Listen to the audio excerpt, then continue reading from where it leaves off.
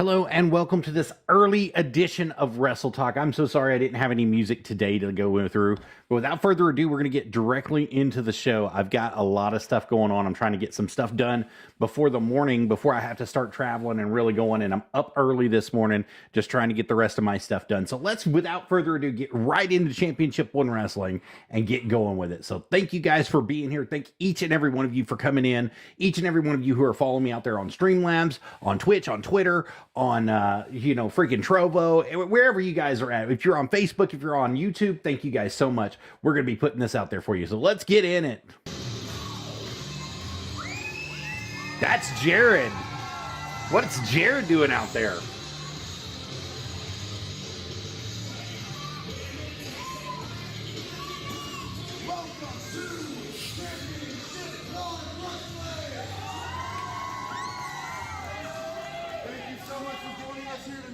I hope everybody's doing well. That includes the folks at home as well. How's everybody feeling? Today's episode is brought to you by Pepsi. No, I'm not sponsored. I'm just drinking the crap. It's what's in my fridge. It's what my honey bunny bought. Unfortunately, he's sick. He wasn't able to make it. I'd also like to announce that our former Super Heavyweight champion, Alex Michaels, is going to be taking some time away after his loss. As for tonight, we still have plenty of action for you C1W fans. Who's excited?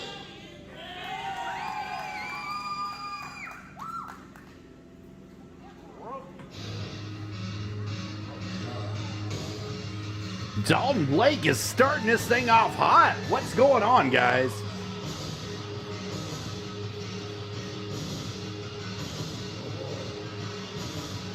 The freaking Professor of Pain himself is gracing us with his presence once again. It's going to be a great show if Dalton's showing up. Dalton's starting this thing off right. We're going to be on a great track today. We're not worthy, Dalton. We are not worthy.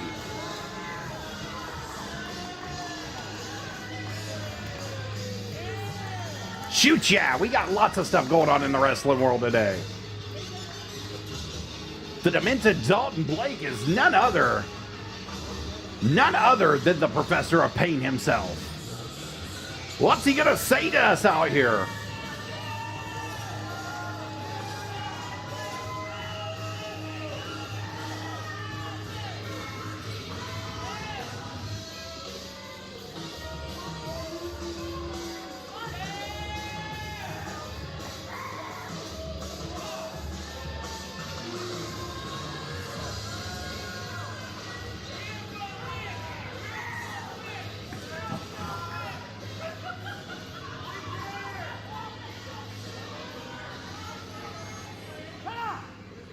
Yeah, shut up, you hecklers.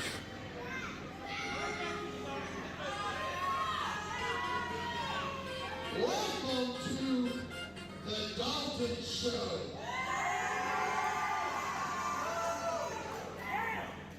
Who witnessed C1W history last week? Who saw the greatest match in C1W history? Matt Taylor, Dalton Blake. Absolutely we did. We saw one of the best things ever. Thanks, Botrix. Appreciate you coming in here, buddy. Hope everybody is doing good out there. Nerdy Gaming with the Rabbid Beaver is online and live, guys. That was a fluke. I didn't lose that match. You want to go back and watch? Mr. Music Man, Mr. Black, let's take a look at what happened last Saturday night.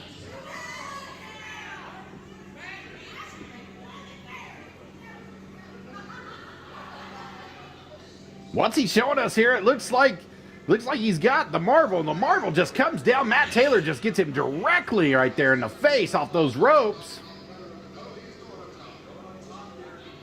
Definitely going up top there. Oh, he catches him right through the freaking table. Yeah, baby.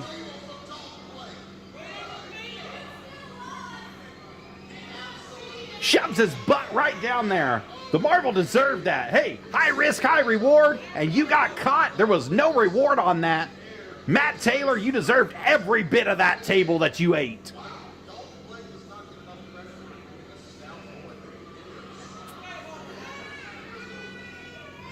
Isn't that what you called me? A stout boy? You're a stout boy? Stout boy we lost. We had the real one that last night. That was SAWFT. How about you guys don't play? That's STOUT.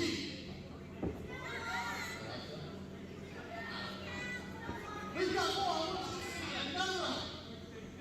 Put your fingers down. You tell them, Dalton. You tell that crowd exactly what to do. Roll that beautiful bean footage, baby, he says. Sit down, shut up, and watch a master at work. What's the master? That's right. He's showing master classes right now. That demented Dalton Blake is out there just performing at his best, guys.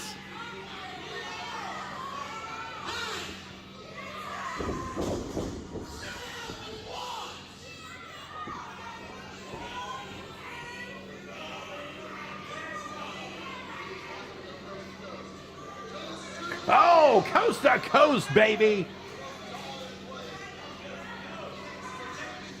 That surely had to be it.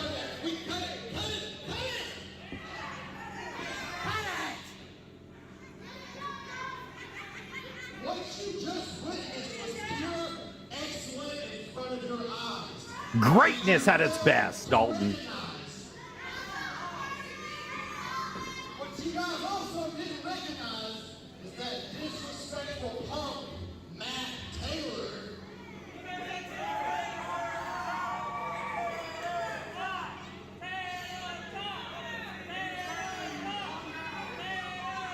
You hear somebody yelling tater tot in the background. They know, guys. What you guys failed to recognize is that Matt Taylor destroyed my face. He gave me a...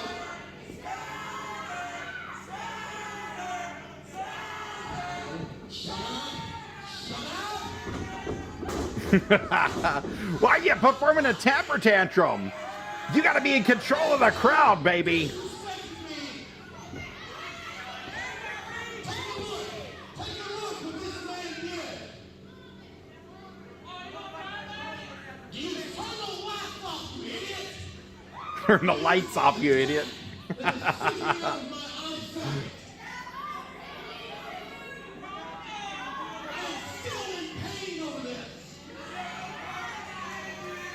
Look at them tacks sticking right in his face, man.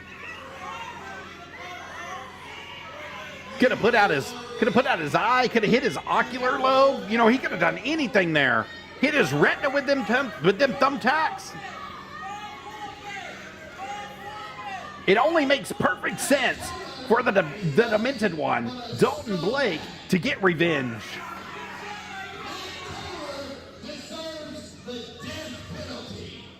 The death penalty. That's a little harsh there, Dalton. But he definitely deserves a beating. Oh, no. Always got to interrupt somebody. Doesn't know how to stay in his own world and in his own business. It's the Marvel Matt Taylor.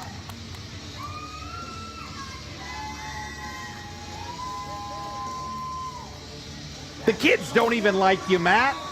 That was a begrudging thing. He begrudgingly gave you a high five.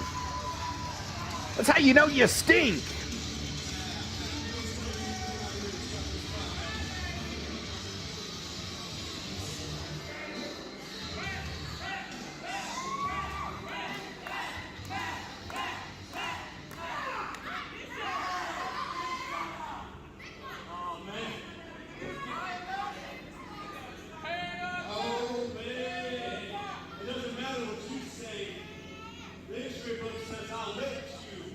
Saturday.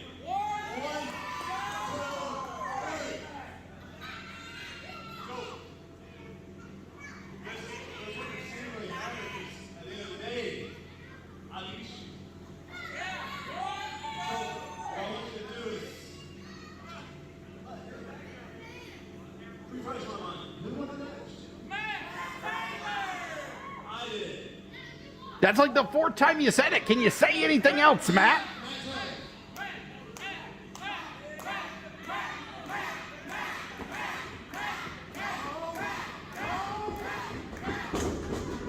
Even a clock is right twice a day, Matt Taylor.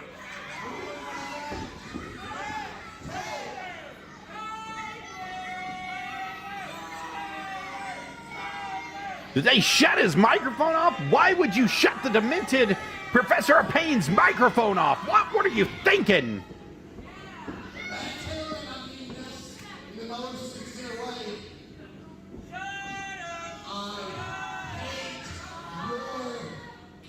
We ate your guts too, Matt.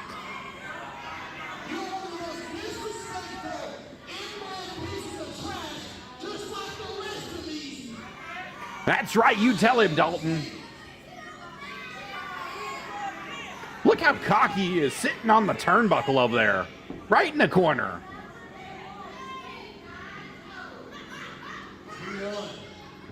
You don't put your hands on Dalton Blake like that, Matt. What are you thinking?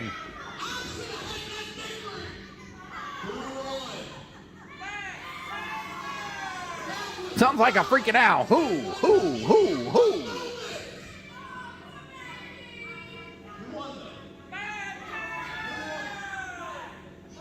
Thank you guys for being here. I appreciate each and every one of you coming in. We're doing a little bit of Championship 1 wrestling right now. We've got the Marvel Matt Taylor in those black tights with the red. And we got the demented Dalton Blake over there. And they're talking about their match that they took place at the 1-year anniversary, guys.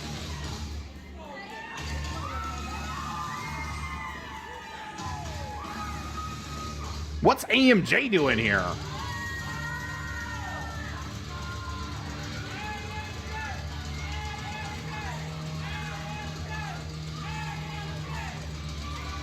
He's talking a bunch of crap to him, but we can't hear it. Dalton takes a hike.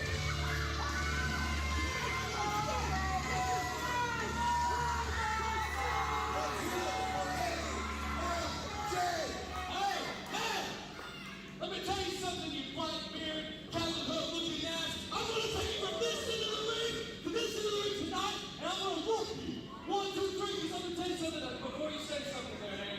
Let me tell you something, cowboy. It's not the PG show anymore. It's the A.M.J. show. The A.M.J. show? No, it's not. It's Dalton Blake's show. The freaking Kevin show. What are you talking about?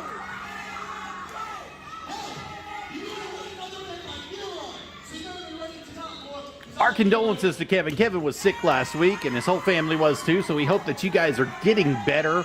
We want you to get better. You were in our thoughts and prayers. We just want to let you know, Kevin. We want to let you know, Xavier Gray. We want to let you know, Miss Danielle, that you guys are in our prayers. Hope you guys are feeling a lot better this week. That was just the first match, and we've got much more to come. Let's go ahead and get it started with the next match. Wasn't a match, it was an opening. Let's get going, though, guys.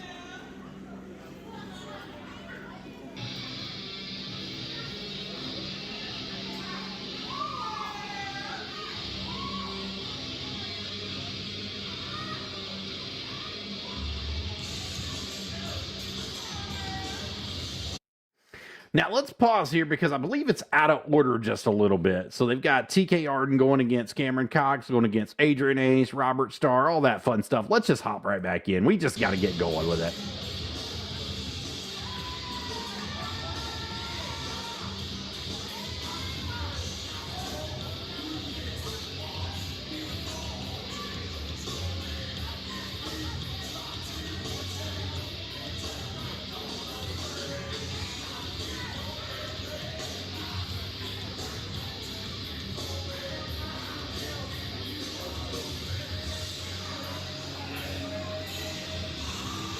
Killer T.K. Arden.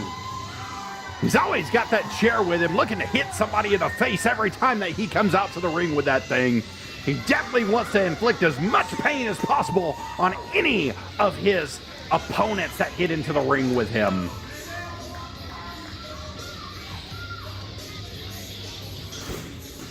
And there's the manager of Champions and Legends, Mr. Gabe Walters.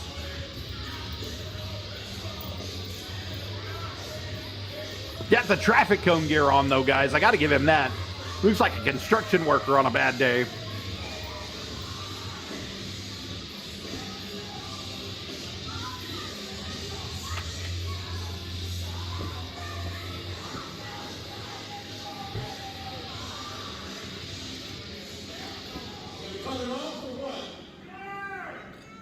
What is your name, camera lady? What? What is your name? Maddie. Maddie. It's your first day? Let me help you out, sweetheart. Stand your ass right here. Come on, and see Gabe. the talent. That's me. Ladies and gentlemen, the following contest is scheduled for one fall. Introducing first, accompanied to the ring by Gabe Walters. He hails from the Garden of Eden. Weighs in. He's from Etowah. 357 pounds. The Garden of Eden, Etowah, Tennessee. I don't know. I don't know where he's really from. I just threw that in there. That's just me projecting. You suck. Hey, Mr. Walters, I'm not quite finished with you yet, buddy. What? You, my friend, have been served. Holy crap, what's going on here? What the hell are you talking about? C1W was served as well. Just go open this little thing up and read it for us, okay, buddy?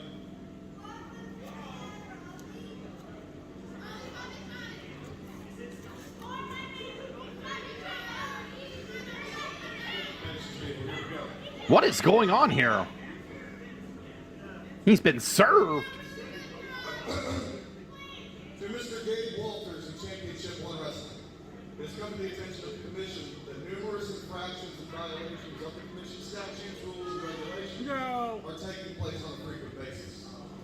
Many of these infractions are a possible oversight. However, some seem to be very, very intentional No. and possibly fraudulent. No! Promoters who are misleading or persistently violating the rules and regulations will be dealt with by the Commission. Mr. Walters, we have been informed that you have been cheating while holding your license to promote/train or manage wrestlers. I don't cheat. Yes, you do. You're the biggest cheater in the game, Gabe. Because of these allegations, we will be doing an investigation, and depending on what's found, that is how we will find you. If we find any evidence, then you will have 30 days to pay your fines, or you will have to release your license. No. You will not be able to promote or train or manage anyone else in the state of Tennessee. Wow. That is huge news, guys. You shall be barred from ringside for 1 week, effective immediately. No. I'm gonna fight this. Stay with me a little longer. We got more to read. No. No. You can't fight it. The commission's come down on you, Gabe. Hey, unlike the Pied Piper of professional wrestling, Wrestle Talk always keeps their promises. The Commission may, in a lawful proceeding with respect to any person licensed and required to be licensed, in addition to or in lieu of any other lawful disciplinary action, assess a civil penalty Shut up! for violation of a statute, Hey, rule, or you ordinance brats! issued by the Get Commission. out of here! All you kids! And you're going to want to listen to this part, because these are violations against what you'll have to pay if you continue your behavior. Arguing with pedestrians, including our beloved children fans here, No. will result in a fine of $100 to $150. No. Arguing with children, With the referee, like our good arguing with the referee. will result in a fine of $200 to $450. No! He doesn't do his job right! Mr. Walters. It's okay. $250 to $500. He's trying to make it up real quick. I did not! Giving team members objects to use in their matches illegally, $1,000 to $5,000. 5,000? Cheating to make your team members win, $1,000 to $5,500.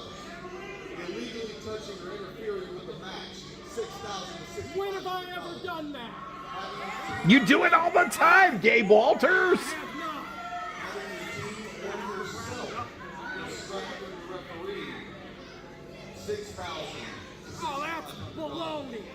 Baloney. of continued violation shall constitute a separate violation. No. No. Now, Wrestle Talk was able to go to the commission, and they did a FOIA investigation here, and we got a copy of the letter right here, where Mr. Gabe Walters is going to come on next week on the show, Thursday, 8 p.m. next week. We're going to go over this letter with Mr. Gabe Walters, and we're going to find out what his thoughts are and why this was issued to him.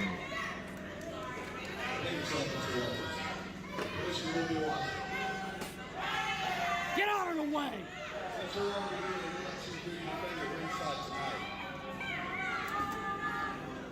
Well, Mr. Gabe Walters, it looks like you're in extreme trouble, guy.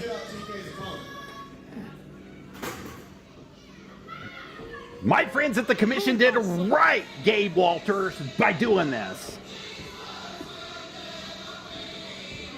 Have no fear. It's not only you. They're looking at lots of people, Gabe Walters.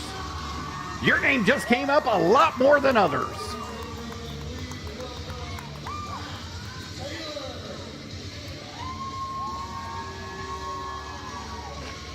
The Marvel Matt Taylor makes his in-ring debut here. Coming into his new red gear. Came off of a big victory at that one-year anniversary against the Demented Dalton Blake in what seemed to be an unfair fight. How he won that match, I will never know. The Professor of Pain was doing everything right. It was a fluke, just like his championship run was a fluke.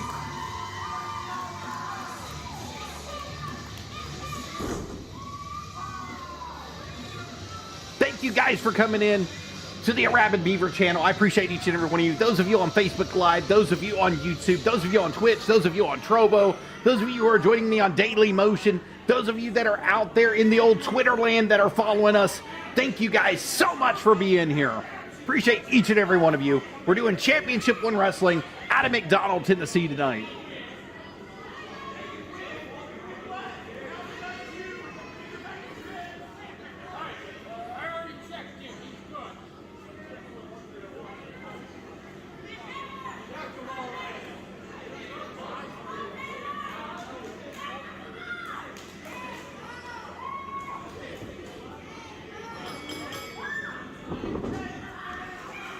Man, the Marvel just came out swinging, going fast after old TK Arden right there. Got to get him out of there, man. Get him off the ropes.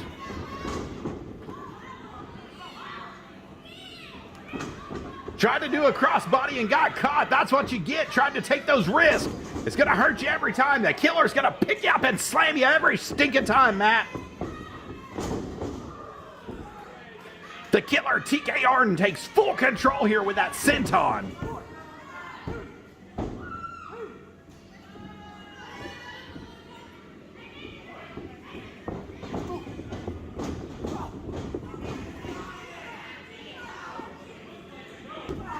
The Killer really working that torso, that upper body there. He's got everything going in his favor right now. He's in full control of this match. Here's a leg drop. Yeah, brother. Give him that leg drop, baby. Corey, what's up, buddy? We're doing a little bit of Championship 1 Wrestling right now. We got a 2 count. TK Arden, the Killer right now, taking control of this match. Matt Taylor definitely tried to do this crossbody just a minute ago and lost it. Thank you guys for being here. I appreciate each and every one of you being here. What are you doing up so early, man? Forearms to the face by Matt Taylor there. Oh, a huge clothesline from TK Arden, the Killer.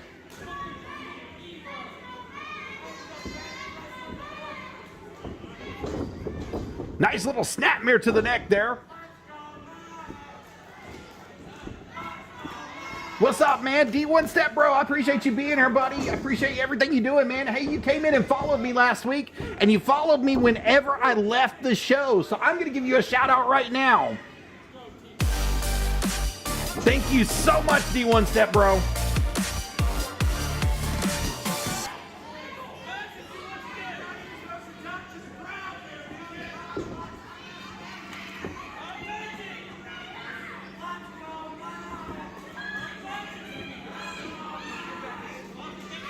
I pay attention to that stuff, dude.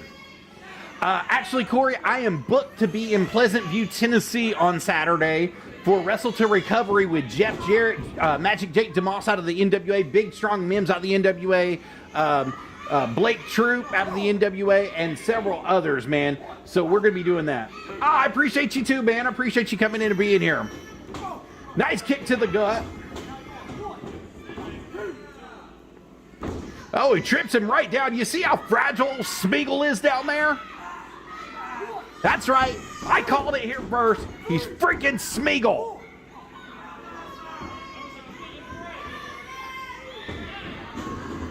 Oh, booty bump right to the face, man.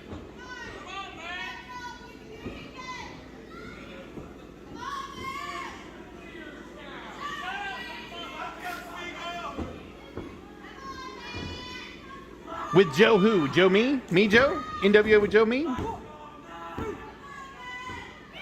Joe Kazana? Gets a 2 count there.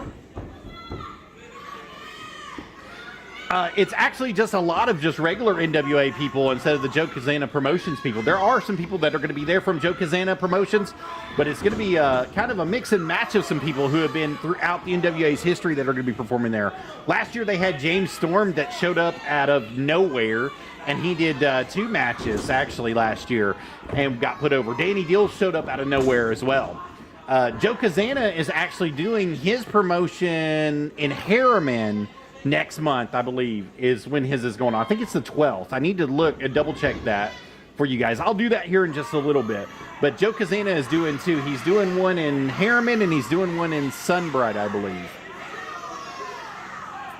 Joe's really an awesome dude, man. He's really fair with his wrestlers.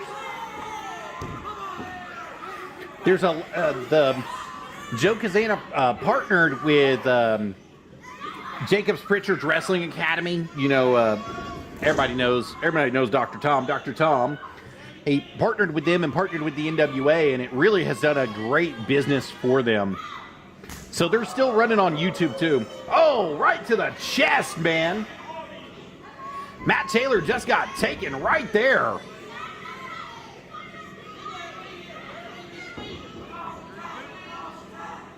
And I really can't say enough about Joe Kazana Promotions and his job that he's doing there with them specifically.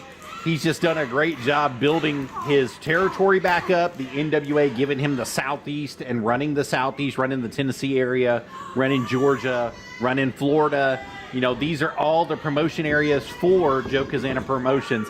The Dothan, Alabama area, that's all Joe Kazana. So, you know, he's really done a great job producing and promoting all these kids and trying to get them out there and working. You know, my fellow classmate was actually in the, well, he was a couple years after me, but he was actually there last Saturday, and we'll see him here in a little bit. Matt Taylor comes out of nowhere with that tornado DDT and gets a win.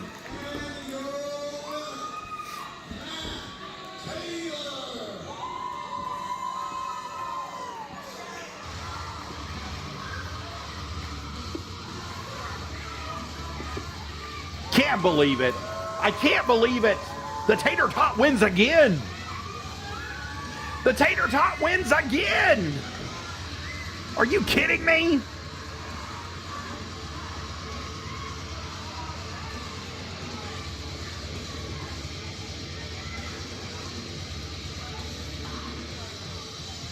That's a tough opponent right there.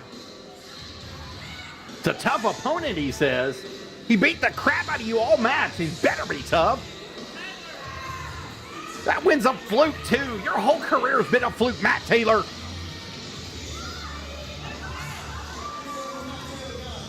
You better enjoy it while you're on this hot streak, because I'm telling you, once you get into the ring with A.M.J. next week, and it's for that title, he's going to rip your freaking head off.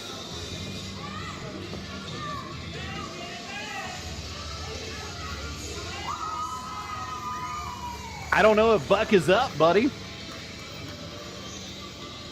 Invite him in. How about that matchup, ladies and gentlemen? Looks like Mr. Gabe Walters is learning the value of a legally binding document.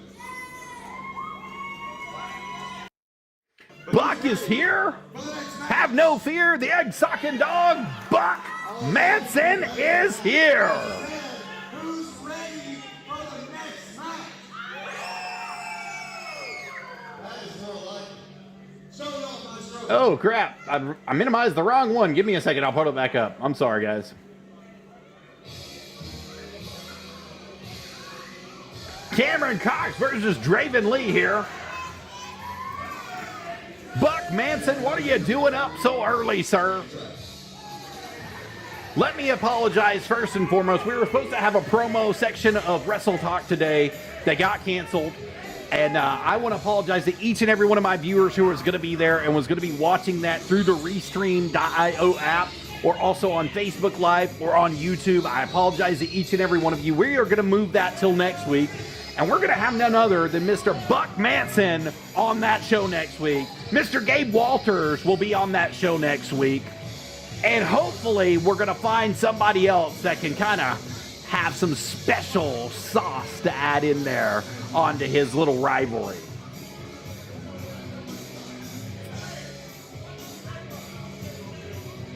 I appreciate you guys. How are y'all doing today? The Pied Piper of professional wrestling, Mr. Cameron Coxx, escorted by none other than the Killer T.K. Arden, who just lost in a fluke match against Matt Taylor, the Marvel Matt Taylor. I can't believe it. Thank you guys for being here. Y'all are hardcore early in the morning with me. Good Lord, guys.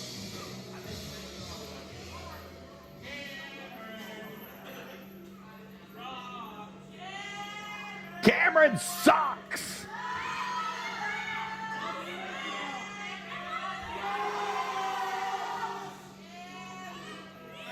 I think Cameron is better by himself anyway. I don't think he needs the Killer T.K. Arden.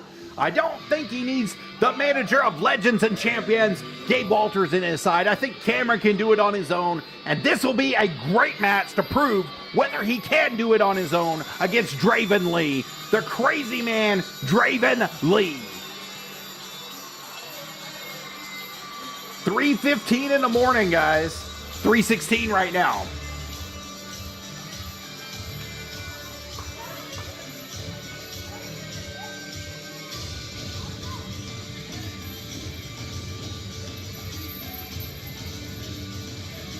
Buck, you're awful quiet this morning.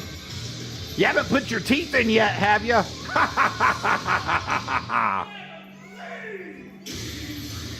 There he is, Draven Lee.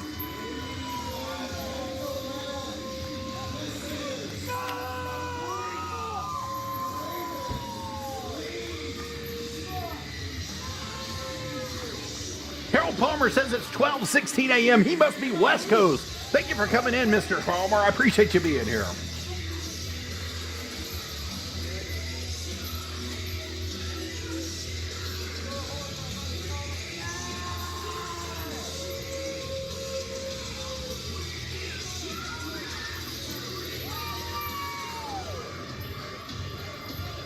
Now, Draven Lee does this Michinoku driver, and it's one of the best in the business. There's hardly anybody doing that driver anymore, and he definitely performs it to a T. I definitely want to see it tonight in that match. I want to see him do that Michinoku driver.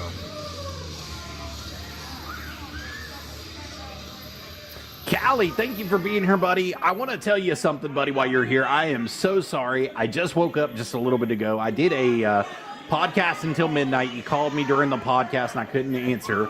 And now we're doing a video cast now. So as soon as I'm off this, I will give you a call back, and I will be on the road tomorrow. We'll be going to Pleasant View, Tennessee for tomorrow and Saturday for Wrestle for Recovery. So I hope to see you guys out there at Wrestle for Recovery. It's definitely going to be a good place to be. Randy Travis is back, Corey. That's right. And he's singing the best song of them all. 1, 2, 3. You got beat in the center of the ring. Thumbtacks, I'm with him. Give him the thumbtacks, baby. Make this a hardcore match. Should have been a hardcore match from the beginning.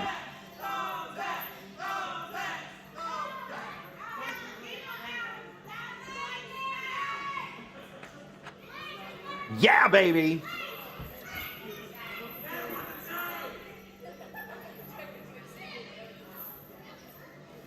Check him, Randy. Hurry. You're wasting time, Randy Travis.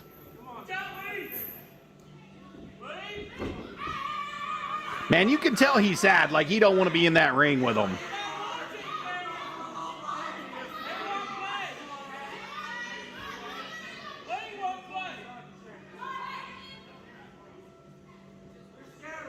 You already checked him. What are you doing checking him twice?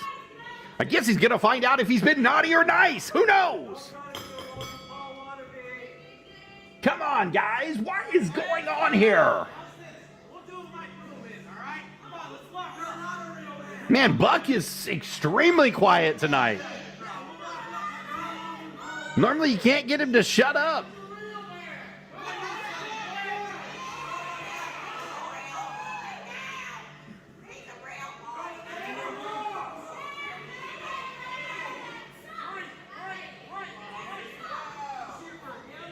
They had a new camera person this week, so I do apologize beforehand if it's not what you're expecting.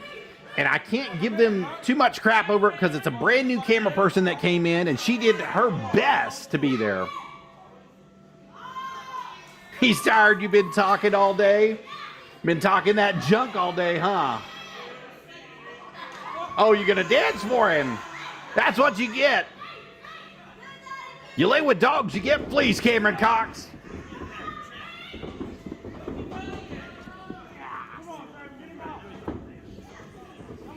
Good tester might struggle here running corner to corner right now. Draven Lee's backed into that corner. Man, he's just going on it. They got him right back into that corner again. Cameron Coxx now taking the grunt of this load. They're rolling again. This strength match is going nowhere. Takes him right off the ropes. Oh, nice little shoulder block there to the gut. Knee to the face.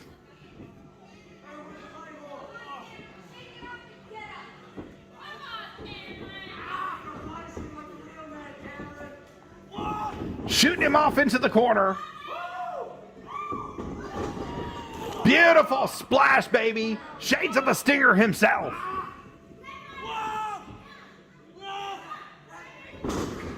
Dropped him right down on his back with that scoop slam. Draven Lee's looking for something special here. Going to that second rope. Beautiful elbow drop right to the face. Got to capitalize on it. Don't let him roll out of the ring. Come on, Draven.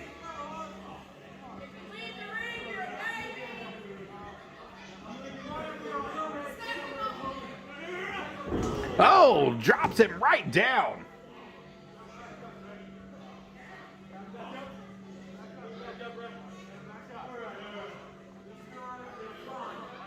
Get him in the ring, ref. Start counting him out. 1, 2, 3. Oh, beautiful super kick. Catches him right in the face. Cameron Coxx gave him the biggest super kick of the night right there.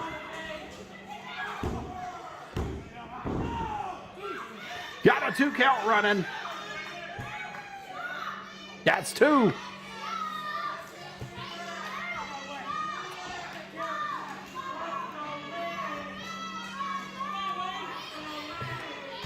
Now, guys, we would normally be doing this Saturday morning at 10 a.m., but unfortunately I'm scheduled to be somewhere, so I'm having to do it a little bit earlier than expected. So right now is the best time to do it for me. Got to get some laundry caught up before we hit that road trip, so that's what I'm doing right now. I've got it washing and drying currently. Also got to get some stuff packed up. Oh, picks him up. Beautiful Michinoku driver. That's what we were talking about earlier. It's the best in the business. Draven Lee just delivers it perfect. You got to pin him, though. Randy Travis said he's got 1, he's got 2. It's not a 3 count, baby.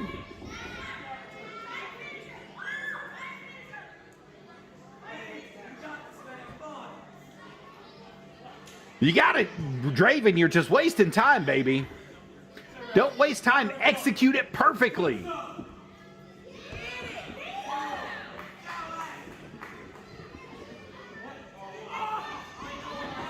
Going for it again. Went to the well too much, and he gets caught. with that beautiful Scorpion Death drop. Excuse me. Thank you guys for coming in here. I appreciate each and every one of you being here. We're doing Championship 1 Wrestling.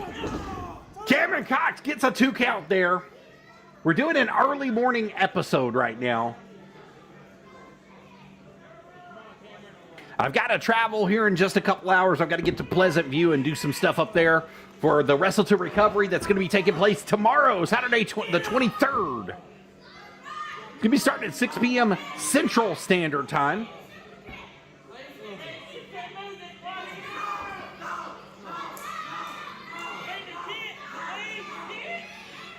He's setting him up. Cameron Coxx is setting Draven Lee up right there beautifully in the corner. Ducks underneath. Uh-oh. What's happening here? Is he going for the electric chair drop? What's going to happen? Oh!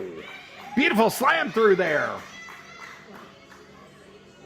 Sunset slam right from the top, baby. That's actually pretty darn impressive. That shows you the upper body strength that Draven Lee has over Mr. Cameron Coxx, the Pied Piper of professional wrestling. I'm really surprised that was a 2 count, but you're wasting your time, Draven. Take a better chance and pin him as soon as you get the move off.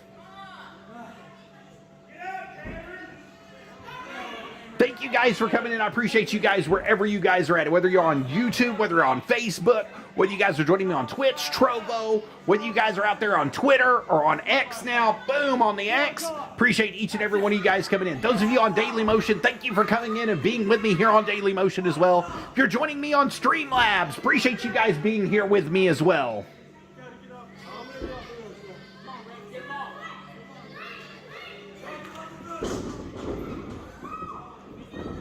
Oh, a kick right there. Another super kick. He caught him. 2. Pin him, Cameron. Pin him. Oh, he rolls out of the ring. You don't even have a chance to. It's over, all right. He's over out of the ring from you, baby.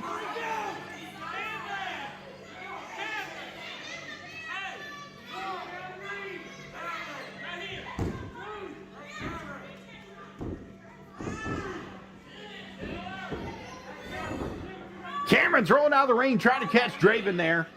Got to get him back in the ring. If you want to win this match, you got to get your opponent in the center of the ring. 1, 2, 3. There's no ifs, ands, or buts about it. Rolling Draven Lee back in now.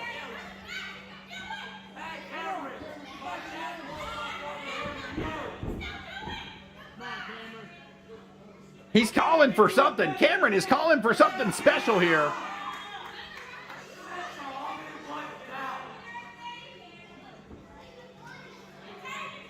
Goes to the second rope. You suck, Cameron. He loses that elbow. He misses it by a mile.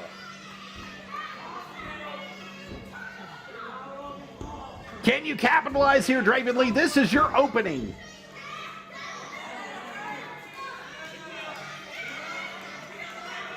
Thank you guys for being here. Appreciate each and every one of y'all being here. We're doing a little bit of wrestling, Championship 1 Wrestling out of McDonald, Tennessee. They are located at 130 McDonald School Road in McDonald, Tennessee. Beautiful elbow drop there by Draven. You got to pin him, though, Draven. You got to pin him. Now is your time. This is your opportunity to get right on it.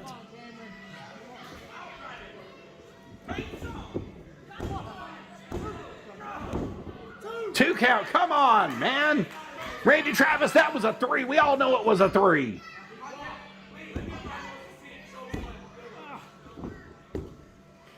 Championship 1 Wrestling is located at 130 McDonald School Road in McDonald, Tennessee. The doors are always opening Saturday at 7 p.m. It's going to be $8 at the door unless you're using a card. There's a 50-cent surcharge on the card. It'll be $8.50 for those of you that have a card. Bell time is always 8 o'clock. Kids 5 and under are always free. Oh, good kick to the gut there. A stunner. Holy crap, he stunned him. Is it enough? Is it enough for Cameron to do it? Oh. A reverse stunner there. Draven Lee builds a stunner of his own.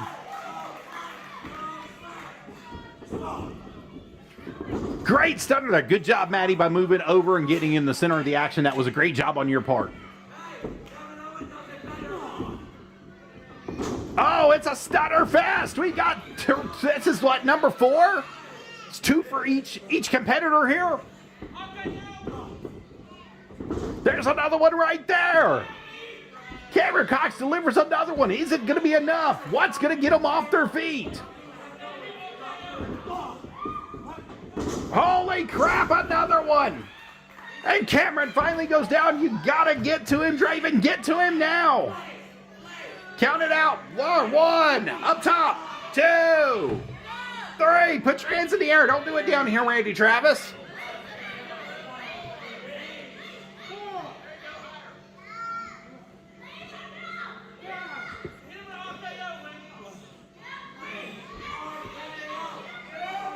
They're not up yet. 6, 7, 8. There we go. Now they're both on their feet. Standing 8 count, baby. Oh, misses that splash in the corner. Cameron looks to take advantage here. You suck, Cameron. Oh, beautiful DDT. That's got to be it. That's Cameron's finisher right there. You're going to be able to get it, Cameron. That's it. Cameron Coxx, the Pied Piper of professional wrestling, has shown each and every one of you that he can do it without the manager of Legends and Champions, Gabe Walters. He is that damn good. You guys heard it here first.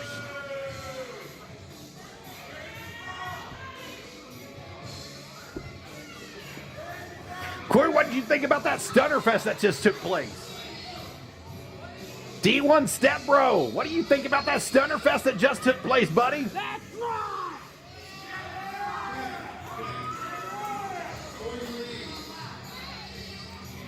We were informed that Xavier Gray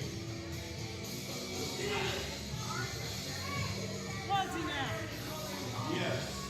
And we just wanted to know, does Cameron Coxx and the Dave Walters family know anything about this?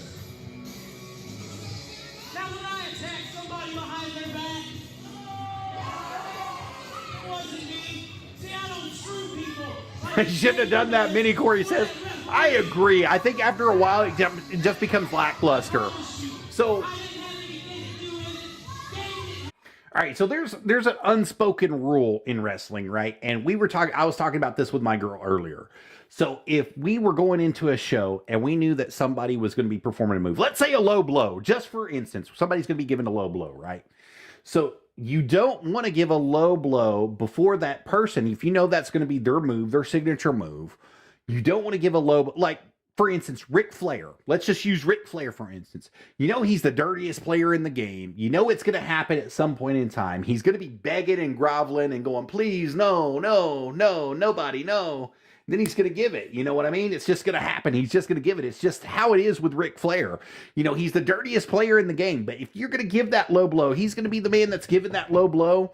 You don't want to diminish the spot of that low blow or the spot of a choke slam or the spot of that Michinoku driver. You don't want to do that by giving it way too soon or having some other performer who does the same move give that out. If the one person, that's their signature, you want it to be their signature. So the pop for that move is crazy. And to go with like 4 or 5 stunners there, personally, I think that's a bad idea, bad move, but I got the reference. I know what they were doing. They were just kind of giving shout outs there back and forth. And, you know, it shouldn't have happened. I agree with you. I agree with you 100%, Corey Davis. It definitely should not have happened that way, but it did. So we just got to take it for what it's worth. But like I said, if you know somebody is going to be giving you a spine buster or somebody's move is going to be that low blow or somebody is going to be giving you a super kick and that's their only move, you don't want to have 3 people give a super kick because that's going to diminish the amount of pop you get from the crowd, the amount of effects that you're going to get out of the crowd, and it's going to diminish the ability to see that move being done effectively as a finisher. So 3 people doing a DDT doesn't make that DDT any more effective. Everybody can do a DDT, right? But it's how you deliver it is what's going to be doing. If that's somebody's finisher, if they got a pop-up DDT or a dragon DDT, you don't want to use that move too quickly or earlier on in another match because it diminishes the effects of that move later on in that match. So that's my 2 cents for the day. I mean, that's just how they trained us. You know, when we were training and we were doing it, that's what they did for us, is they were showing us, you know, little things like that. And I use Ric Flair as an example for the low blow there because we all know if Rick got behind in a match and he couldn't do it and he was going to beg and grovel and squeal and crawl, but he's going to give you that low blow, baby. And you know it's going to happen. But same thing if somebody, and it, like Steve Austin used to give that mule kick low blow, right? But he was the only one that gave that low blow that was like that because of the pop and the effect that it had on the crowd. And it made a big difference inside of his matches, how he delivered it and how it was delivered and what the crowd did with it and how they reacted to him as a heel versus a baby face. And it just makes a big difference. It's psychologically, I guess you could say mentally mind screwing the crowd. I'm trying to keep it PG, you know, mind effing the crowd, basically, into believing that it's real. And that's what you have to do is keeping kayfabe alive, baby. And when you give that many of anything, it doesn't keep the kayfabe alive. So that's just my personal opinion on it. If you want it to be real, it's got to be real. That's all there is to it. Now, I'm not mad that they did it. I'm not mad that they did it. I think that it was appropriate to a certain degree, but as many as they did, Corey, I'm absolutely with you. Let's get back into the action. And neither did TK. Sometimes accidents just happen. Sometimes accidents just happen, they say. Keep that energy up. We got some more matches for y'all tonight. Let's go ahead and get our next match started. My gimbal just actually voice recorded me speaking, and it recorded a video, a 3-minute recording about moves and stuff, what we just went over. Who is this? No order for this bout is Randy Travis.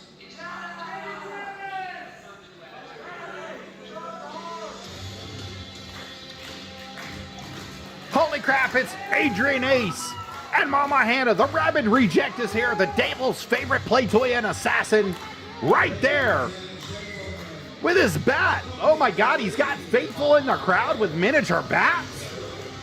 What have y'all been doing to Adrian Ace? How have y'all been hyping this man up?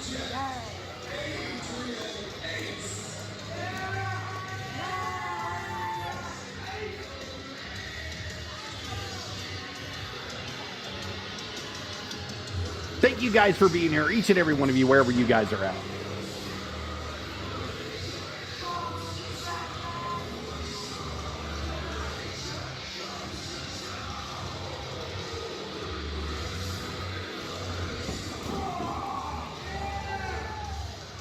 I wish he just hit somebody with that bat one freaking good time. Just one freaking good time. Instill the fear in them.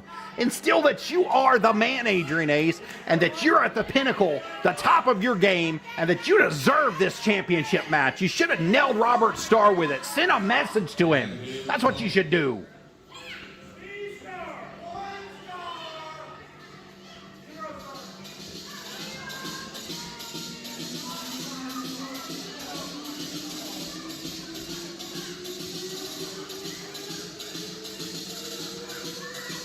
It's our Mix 1041 champion, Robert Starr. Y'all are going to get starstruck tonight.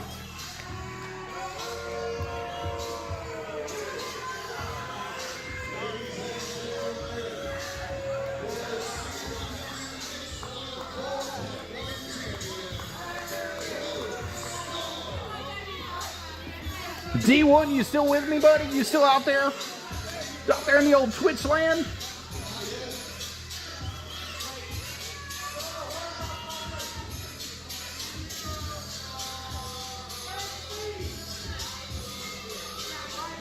Appreciate each and every one of you guys being here tonight. Randy Travis is going to be officiating this one too.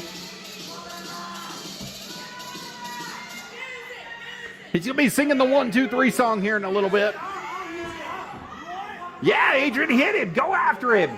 Send a message to him.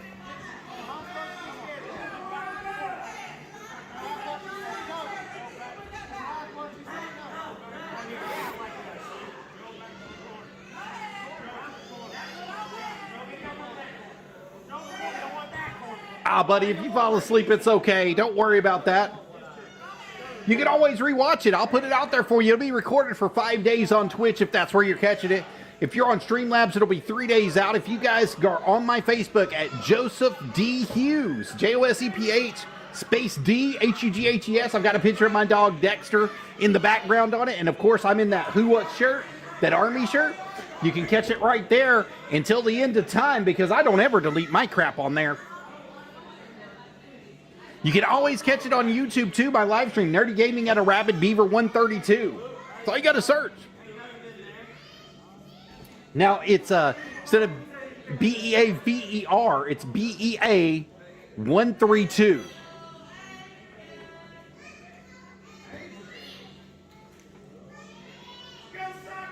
That way you can always rewatch it at your own pleasure, man. And definitely don't forget to hit that like, subscribe, follow, whatever you guys are at. We'd love to have you come in and be able to be a part of the action anytime you see it. Now, guys, I do a bunch of stuff here. I've got a bunch of podcasts. I've got a bunch of stuff that I go through live with as well. I've got the Wrestle Talk podcast that's out there on Spotify and on iHeartRadio and on Podbean and on Beansprout and all sorts of places, all the places that they go other than iTunes. I'm not on iTunes. I have to be monetized to do iTunes now.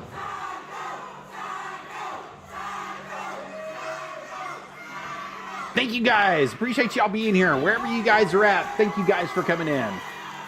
We've got Adrian Ace, the Rabbid Reject, the Devil's Favorite Assassin, versus Robert Starr. Is he going to get starstruck tonight? Adrian Ace is in those pants, those freaking red-looking pants.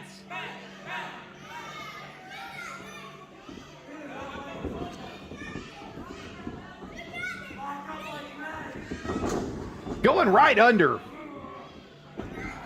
Adrian Ace has got it, but man, he's grunting like something crazy. Robert Starr floats over, gets him in a nice little hammerlock there.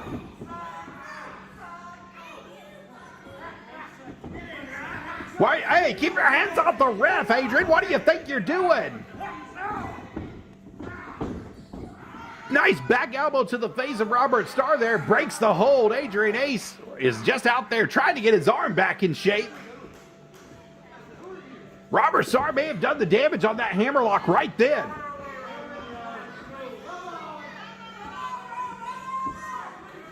To your right, just a hair, Maddie. There you go. There you go. Back elbow to the head. Nice little forearm to the back of the neck there. Adrian Ace has got Robert Starr rocking here. Man, beautiful knee party there to the face. Is that going to be enough? Got a 2 count there.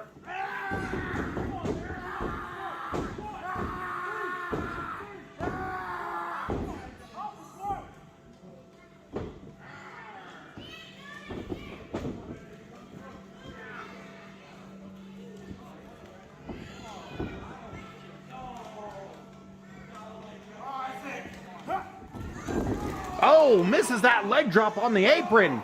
The apron is the hardest part of that thing. Corey, I believe so too. I think a street fight would be a cool where they got a car and go chasing each other. You know, they tried that a couple times in WWE. It didn't pan out too well. I'm so sorry. My phone is going nuts now. Let me get this thing down. There we go. It's off.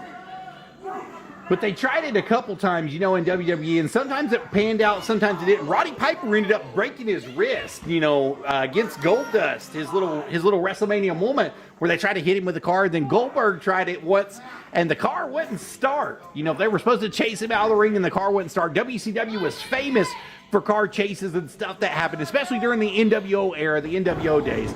So a car chase actually might work. You just depends on who it is and how they pursue it.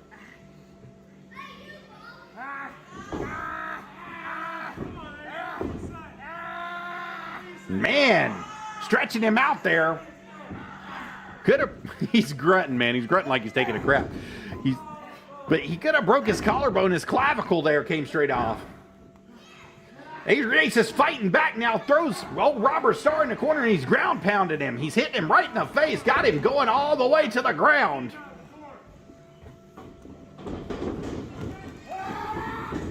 Oh, baby. What a sliding forearm there. Adrian Ace has him rocking and reeling on that mat there. Robert Starr's trying to get back in this, but it's not working the way that he wants. The Rabbid Reject, what's he thinking about doing here? Oh, knees to the face, baby.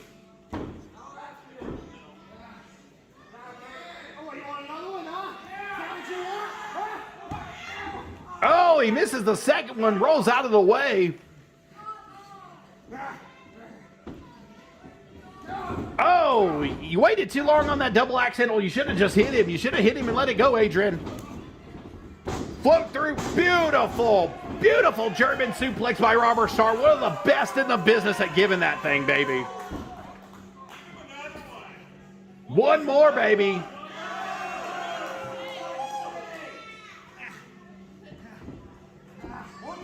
One more. Quit wasting time. Give it to him. Oh, Adrian Ace catches him here. He's blocking it. He turns over. Oh, Robert Starr receives one of his own. Dang, Adrian Ace showing his power game there, baby. That, my friends, is pure perfection from Adrian Ace. Pure perfection. You better watch Jeremy Prater. He's showing you what perfection looks like. You may be pure excellence, Jeremy Prater, but freaking Adrian Ace is showing you what perfection at its finest is. Oh, that corkscrew there. Woo, that hurts. That tore his knee up. You know it did.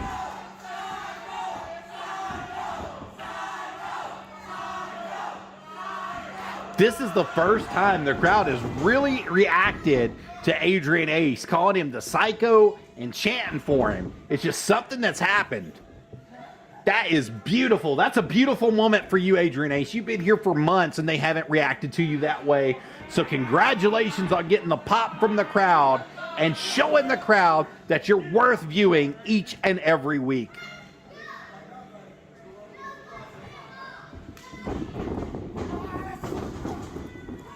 Oh, beautiful clothesline by Robert Starr there. Go for a pin. Got a 2 count, baby. 2 count only. 2 count only.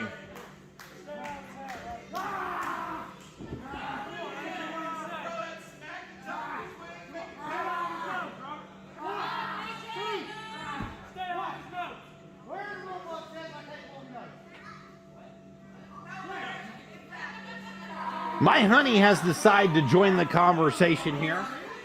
Well, she's joined the chat anyway. I can see it. Thank you, baby, for being here. Appreciate you coming in, viewing us, being a part of this.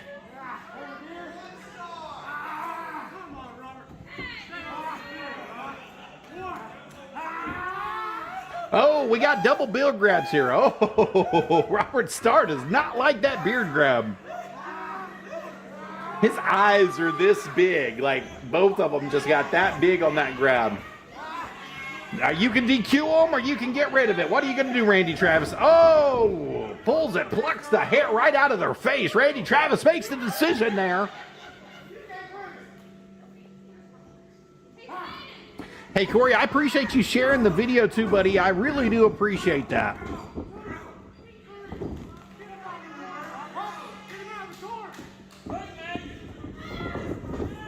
Oh, beautiful rolling senton there.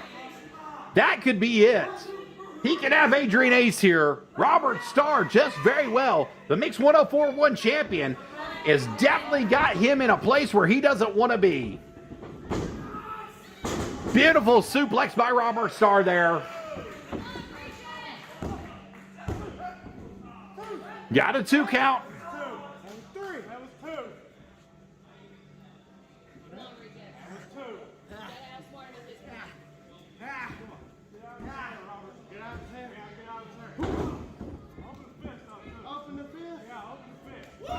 Oh, he slapped him right in the face. Don't argue with the ref. We saw what happened earlier. Gabe Walters is being fined currently, Robert Starr, for arguing with the refs. You don't want that to happen to you either. Oh, there's a stunner. Wow. He went all the way outside the ring for real on that stunner. You got to get him in the ring, Robert. You got to keep him in the ring in order to win. Get involved and find out, Mama Hannah, because guess what? He's more of a man than you are. Oh, right to the face.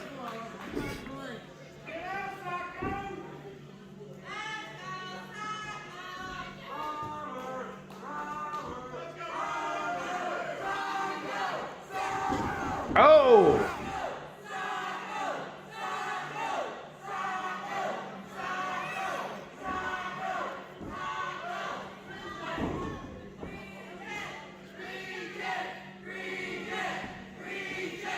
Oh, right to the face again. Come on, Robert.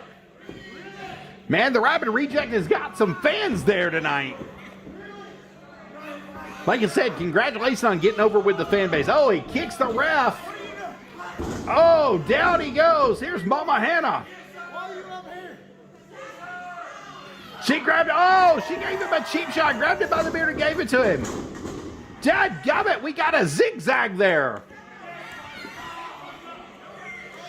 Is it enough? Is it enough for Adrian Ace to capitalize and get this win? Not like this. Oh, Robert Starr gets his foot on the rope, baby, keeping this match alive. Yeah, Corey, he really does. He's really trying to keep it alive, man. I mean, he's doing a really good job of trying to keep that alive, keep that spirit alive. But if he really wants to come out into his own, he's going to have to get rid of the garb that makes him look like Bray Wyatt, because Bray Wyatt is considered a legend, right? So you can't be a copy of, you can be a copy of the legend, but you can't be a copy of the legend. Like, you can copy their movesets, you can copy everything, but you got to have your own gimmick to go with it. That's 3, baby. Robert Starr retains that Mixed 104-1 championship match here.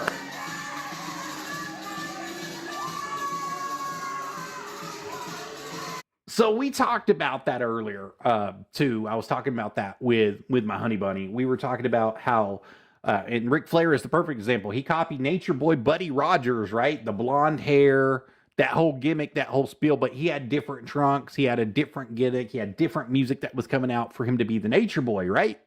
But the whole gimmick of him being the Nature Boy was copied directly. And see, Adrian Ace is kind of doing the same thing, but he's trying to forge his own path. And I really do respect that he's trying to forge his own path. But he does remind you a lot. His moveset, his skill set, the way he dresses, the way he acts. It does remind you a lot of Bray Wyatt specifically. There's a lot of things that he does that are just intentionally. The way he sells certain moves will remind you of Bray Wyatt. And, you know, that's really a testament to how you've grown up and who you've seen wrestle in your past that has influenced you and influenced on you. You know, there's some other people that he kind of mixes and incorporates in there, like that stinking leg sweep that he gave was beautiful. That was shades of Bret Hart. If you don't know, Bret Hart had one of the best Russian leg sweeps inside the business at one point in time. And it was what he used a lot of times to set up that sharpshooter. So, you know, he's taken bits and pieces from everybody. That leg drop on the apron, that's something you don't see very much anymore. But Hogan used to do the leg drop on the apron. Paul Orndorff used to do it every once in a while, not all the time, but every once in a while he used to do that. You know, so he's taken a lot of bits and pieces from people that has influenced him and influenced his wrestling career and moved on. And I really respect the fact that he's done that. That's just a good move for him all the way around. All right, let's get into it. Let's go on to the next one. Robert Starr, congratulations on your victory here. Adrian Ace, you got over with the crowd so well.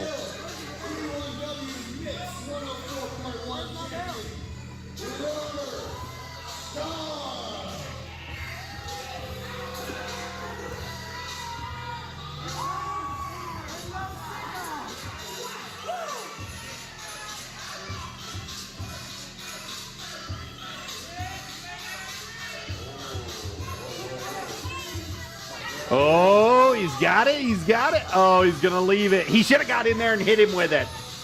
Come on, Robert.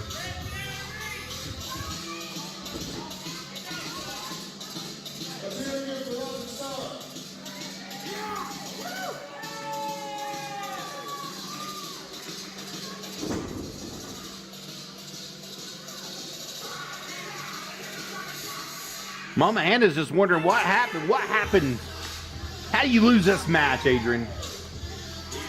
We'll talk about it in the back, he's telling her. She ain't going to be with no loser, Adrian Ace. She's looking for a winner all the time.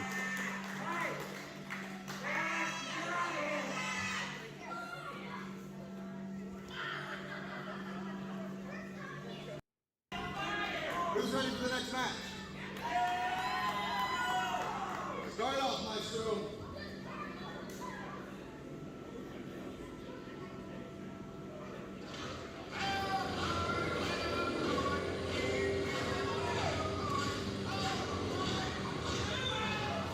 My phone is going crazy, guys. I'm sorry. I'm trying to work it out to where I can get all this stuff closed out on it. But it just is going email after email after email after email right now.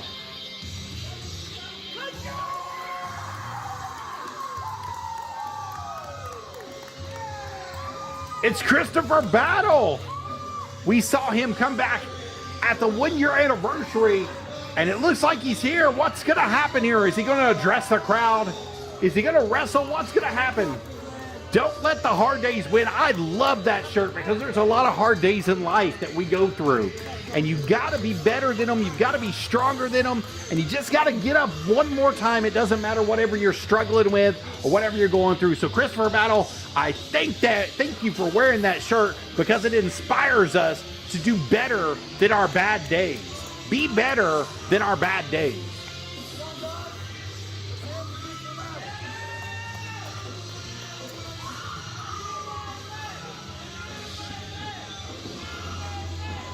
USA! USA!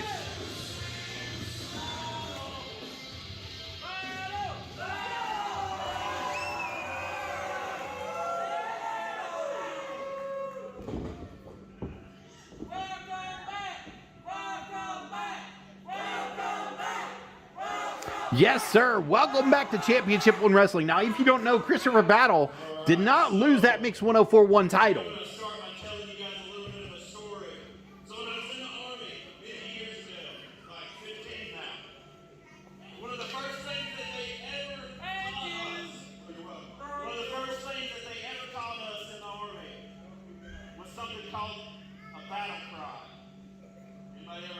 Absolutely, we have.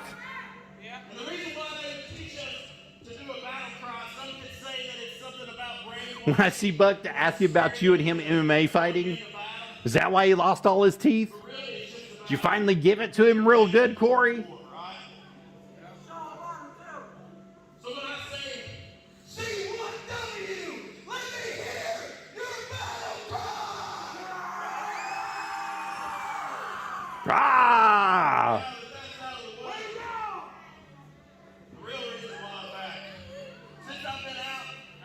It must have been something special if you're asking me to ask him about your MMA days with him. Did you make him tap out?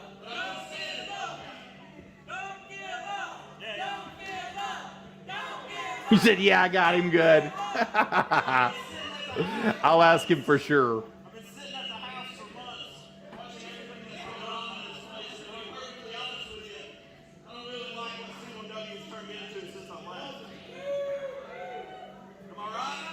Tell Buck to come in here, man. Like there used to be a code of honor around here that kind of just went to the wayside.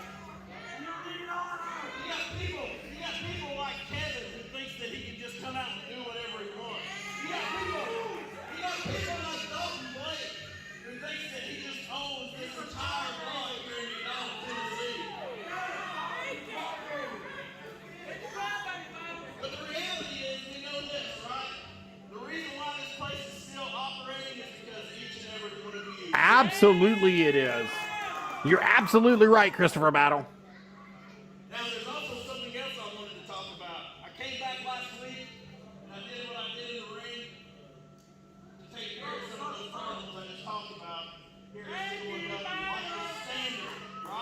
You took him and Randy Travis both out? We got our resident badass right here, guys.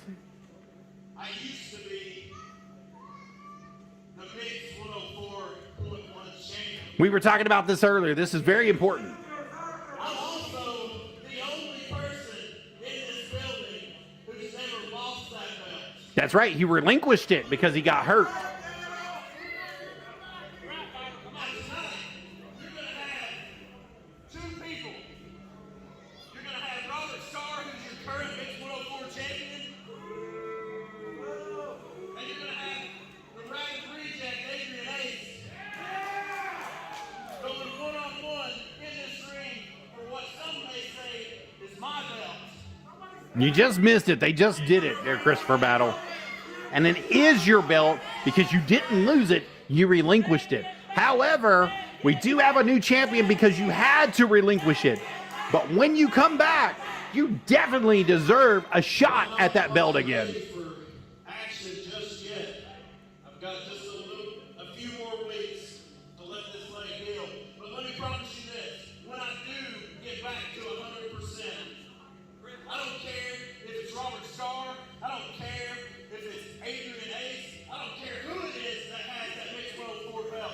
I'm coming back and I'm gonna take it because I never lost it in the first place. I'm sorry. I'm trying to get this email out of the way. Give me just a second. I'll be right back with you guys.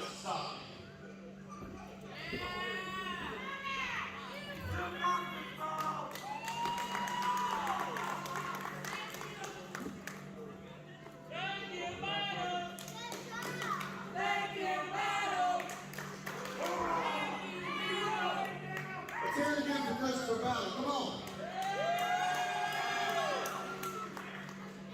So glad to have him back here at C1W after so long.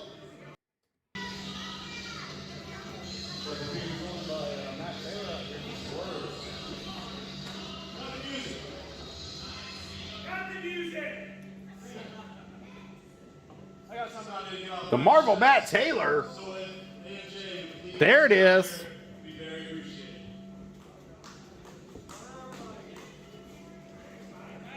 Anytime. Yes, you. Give it up for A.M.J. If you guys are multi-streaming with it, it may not put the Facebook comments up, but it's definitely doing the Twitch comments for you. Possibly the Streamlab and the YouTube comments. Should give you congratulations. For some reason, it just was not coming through. I just had to add a new chat box on here. Secondly, winning that has only one flaw, and that being that puts a target on your back, and that is in my sights.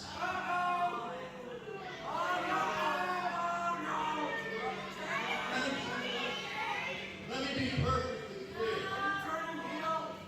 Let me be perfectly clear. I love you like a brother, but we all know when we get in this ring, we're enemies. So, how about this? Next week, me versus you for that.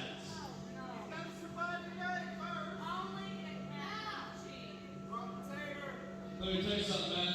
And this is one thing they don't understand about you is I know you're never talking about that. We've been best friends since second grade. And that's why I'll say this right now. And the gentlemen's agreement next week, me and you. For this heavyweight title. Oh, he's going to give him the opportunity. He does step up after Matt challenges him.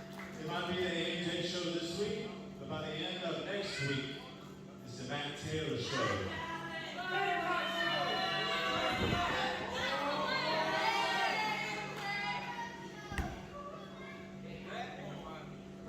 hope you understand that. We might be best friends right now. We might be best friends through the week. But next Saturday night, I'm not holding back.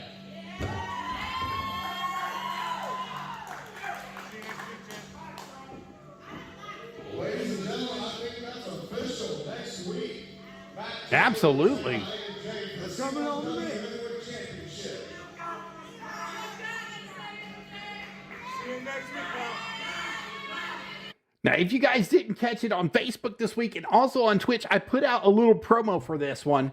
You know, best friends are going to be rivals next week. It's real personal between the two. Gold fever has come between them. Champion versus challenger for that World Heavyweight Championship title. Matt Taylor is going to be taking on none other than the Energetic Enigma A.M.J. this week. That's Saturday, March 23rd at Championship One Wrestling, 130 McDonald School Road in McDonald, Tennessee. Tickets are going to be $8. Doors are going to be opening at 7 p.m. The bell time is going to be 8. Kids 5 and under are always free. Championship One Wrestling is always a family friendly environment. Please leave your extracurriculars at home. And what I mean by that is Championship One Wrestling is a drug-free, alcohol-free environment.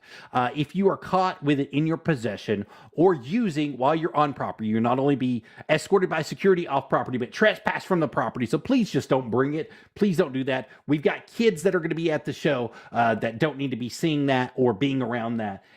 Championship One Wrestling, the wrestlers of Championship One Wrestling just say no to drugs. So you guys know right there directly. And there will be concessions available as well for those of you that will be showing up. But you can catch all the action right there. 130 McDonald School Road, McDonald, Tennessee is where that's going to be at. Let's keep going. Let's roll. Just go to the chat.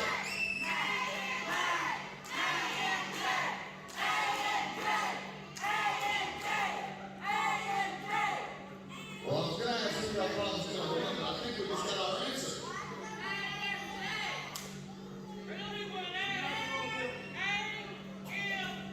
Let's hear it again for A.M.J.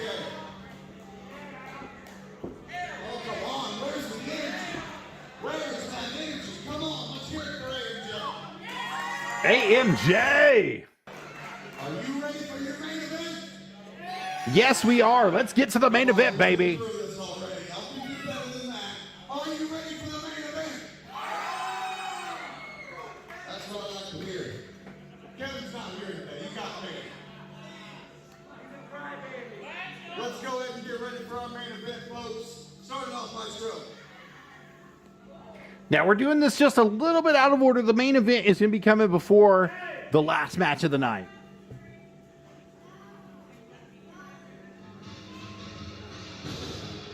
Oh, yes, he is here. He is here, and he is challenging for that World Heavyweight Championship. He's not only here, but he's going to be bringing the pain, baby. The Professor of Pain himself, the Demented Dalton Blake, is here. The man with $1 million smile and can buy anything he wants at any time. Dalton Blake is here, baby.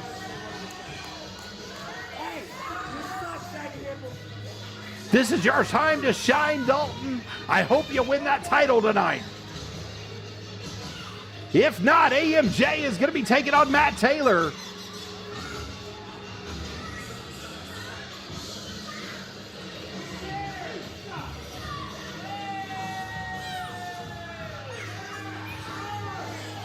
Thank you guys for being here. I appreciate each and every one of you being here. You guys could be anywhere else in the world tonight, but you're right here on Wrestle Talk with the Rabbid Beaver. Facebook.com at Joseph D. Hughes. You guys are out there with Twitch.tv/Rabbid Beaver. Those of you that are following me on Streamlabs.com/Rabbid Beaver. Appreciate you guys being here as well. Those of you at Trovo.com/Rabbid Beaver. Those of you on Kick.com. Now, I've got two Kick channels, a Rabbid Beaver and a Rabbid Beaver 2. Thank you guys for being here. Appreciate you guys coming in, being here with me as well. Those of you joining on Daily Motion, appreciate you guys for being here as well. Thank you so much for being here.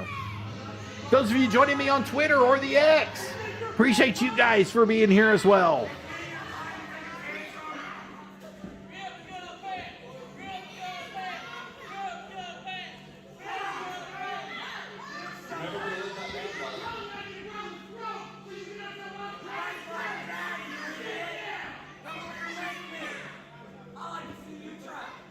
He said, I'd like to see you try. Man, we got a lively bunch in the crowd tonight, don't we? Corey, were you in that crowd? Were you getting that crowd riled up? Is that what you were doing? You being the hype man for that crowd?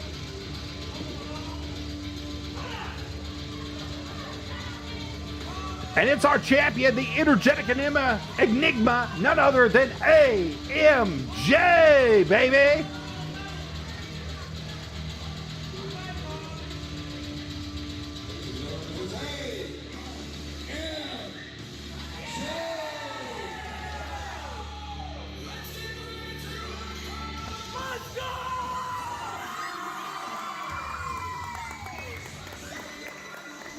Man, the crowd loves this kid.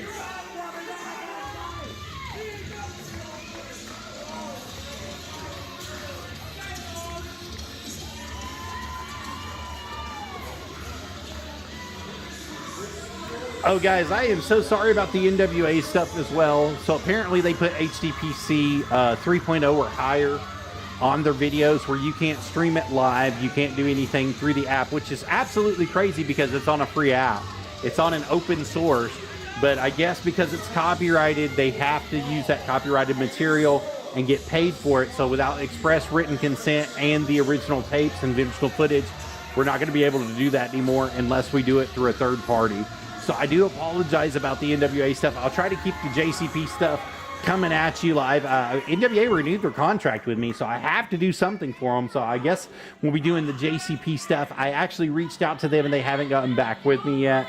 I spoke with their chief editor, you know, Kyle, who's over there. I spoke with that editor-in-chief over there at the NWA, and I'm trying to get access to that footage so that I can show it here live because they paid me to do it, so I might as well be doing it.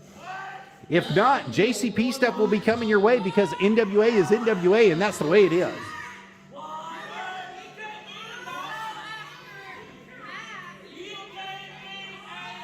Take this mic!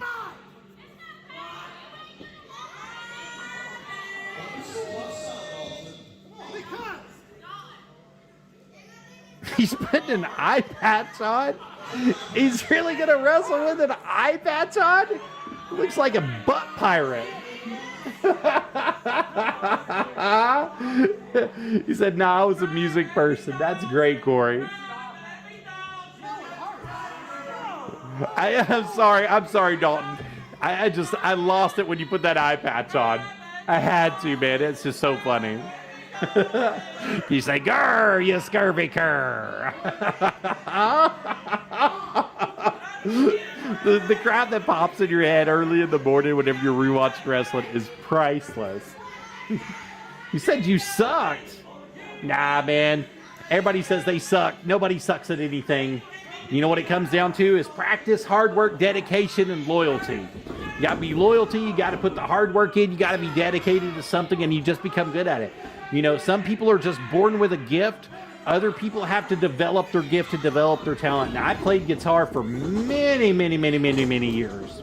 Whoa, look at that arm drag there. And I got my first guitar when I was 10, and I learned how to play. My dad bought it from a guy he went to church with, and I learned how to play. But it took me maybe 8 or 9 years to really kind of get it down, but I had to dedicate myself to it. So it's just about the amount of time that you want to spend on it. And I spend 2 to 3 hours playing a night. And now I'm just comfortable playing. Oh, right to the face. A.M.J. has got him reeling and rolling here. Oh, is he going for that eye? Reaching in. Oh, punched him right in the face. Knocked him right out of the ring there.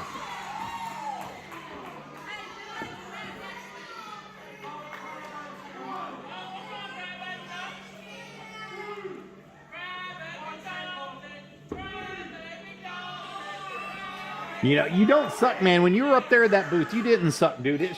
That's just part of it, you know. Unfortunately, we spoke about this the other day on Wrestle Talk, on the actual podcast that went out to Podbean and everything.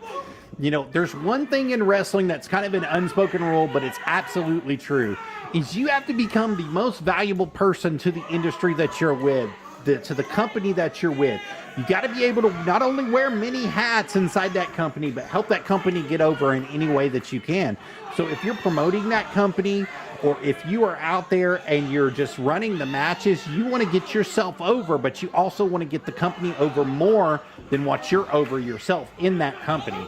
So if that means by doing videos like this, or if that means by playing the music, or if that means by running the camera, or if that means by announcing, even if you suck, even if you don't know what the hell you're doing, if you just get out there and do it and show them that you're going to try and you're going to become valuable to them, they're going to find a way to keep you because you're willing to try different things. You're willing to keep yourself out there. And, you know, that's kind of the unspoken rule in wrestling is that. And listen, if somebody invites you on a show and they write a script for you, if they're writing you a script and they say, hey, look, these are the words you can't say. These are the words you can say. This is the stuff you can do. This is the stuff you can't do. Then you have to go by it. What's up, buddy? I appreciate you, man. How are you doing? There was a little slow count there. That's absolutely right. Joseph, thank you for being here, buddy. We're just doing a little late night, early morning session, whatever you want to call it. But you know, there's several things. So, like I told you, I'm a Pritchard's kid, right? Pritchard's would put you on the spot. Dr. Tom would put you on the spot. Now, 1, 2, 3, top, potato, go. You know, that's his thing. But he would tell you, you know, hey, you're facing this guy. You're facing this one. This one's a good guy. This one's a bad guy. You're at this event. You got to start talking now, right now. And you got to give it to him. I mean, you got to be hot mic ready. So if you couldn't talk, I mean, he just put you on the spot. Oh, you can't talk? Okay, well, then you better be able to wrestle. Like, if you can't wrestle and you can't talk, you know, you're not valuable. That's the way that they would do it. But if you could talk and you could wrestle, he would always find a spot for you. He'd always be ready for you at some point in time because you were able to move yourself over in the business in an area that other people weren't valuable in. Oh, beautiful punches, baby. Great clothesline. Knocked his head off. Cover him. Get down there and cover him, Dalton. Got a 1 count there. But the more things you can do for him, the more valuable they become. And see, sometimes he would host like Monday, Tuesday would be like train days sometimes. And sometimes he would do promo days on Monday and Tuesday. It just really depended. He was playing around with it when I got there and then switched it up later on. But, you know, when we actually had our matches Thursday, Friday, and, you know, he put us out there and felt confident in putting us in front of people and letting us run and try to develop our characters and develop who we were. You know, when he felt confident with us, then he would give us more time. He'd give us more camera time, or he would give us, you know, more promo time. But if you couldn't talk, you weren't going to get that promo time. They were going to write you something. And if you couldn't listen, he wasn't going to give you that time. That's just how it is. So, and then he would book you places too for social media. He would put you out. If you could really talk, he would put you out to places to promote for him. And so that's the thing is, you know, you might go to the radios. The local radio station for them was WDIF at that point in time. So you might go there, or like here, it's Mix 104.1 is what we got here that they might push you out because they're sponsoring you guys. But that's what they would do. They'd put you out there, and then you'd be able to talk about it for a few minutes and cut your promo and be done with it. But he was paying for all that time. Actually, you were paying for it just to be in his school. And like I said, things have changed a little bit. He's got that multimedia social media has really changed the game. It's really opened it up. It opens up your avenues on what you can do and what you can't do anymore.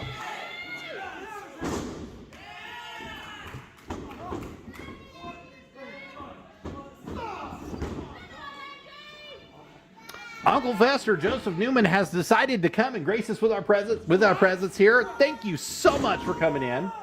Well, you know, you're not the worst referee there is. That's absolutely certain, but you're definitely not the best one either. You're somewhere middle of the road, but you're working on getting there, buddy. Everybody is working on getting there. Everybody can refresh themselves and help themselves in some sort of way. Look at this arm bar here. That's got to be it.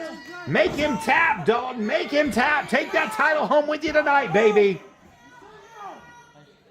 We got on a little rabbit trail there. I'm sorry, but that's just the truth. You got to make yourself valuable some way, you know. And then he had people that would learn how to write scripts, write stuff, you know, back screen. Whenever you were shooting an angle with somebody, he would say, this is what I want you to do. This is how I want you to finish. Now you decide how it's going to happen. You write your script. You make it work. But he would write us stuff for radio. I mean, sometimes he would. If he knew you couldn't talk, he would write you stuff for radio. He said, this is exactly what I want you to say. This is exactly how I want you to do it. And you got to think that you're this person doing it. And that's how we learn, man.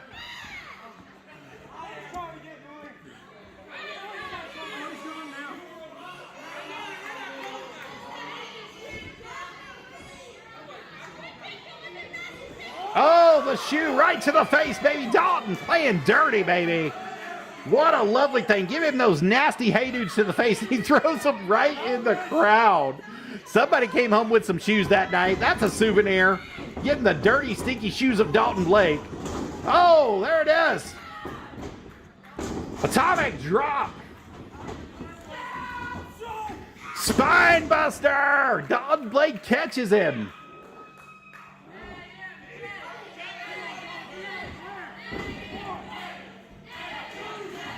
Dragging him by the hair over to the corner. What's Dalton got in mind here?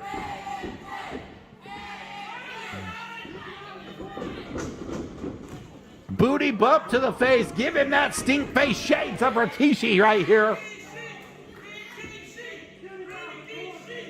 You hear them? They're calling for it too in the back. That's Mr. Brandon Bishop on the front row down there. Shout out to Brandon. Shout out to my Bleacher Creature fans up there.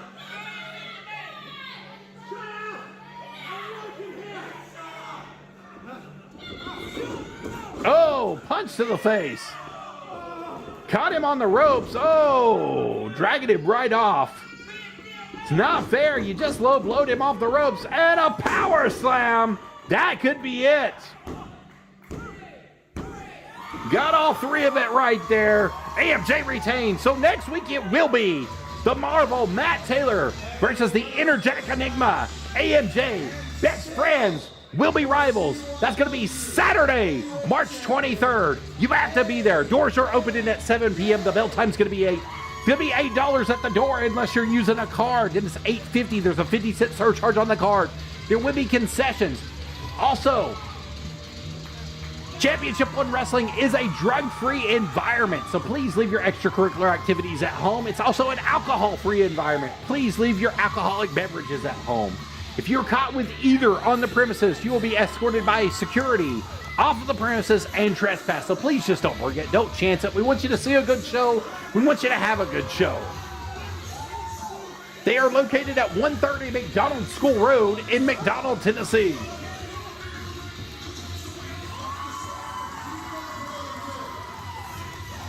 Now, he said that was the main event, but there's one more match on the playlist, and we've got to get into it. Congratulations on the win, A.M.J. Dalton Blake, I'm a little upset that you didn't win this one.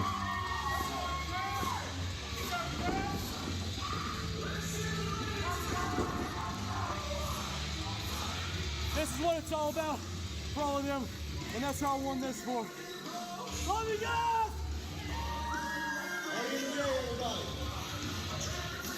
A.M.J. carrying that title about saying it's what it's all about. He's there for the fans. Senior referee right there, Joseph Newman, getting into the ring.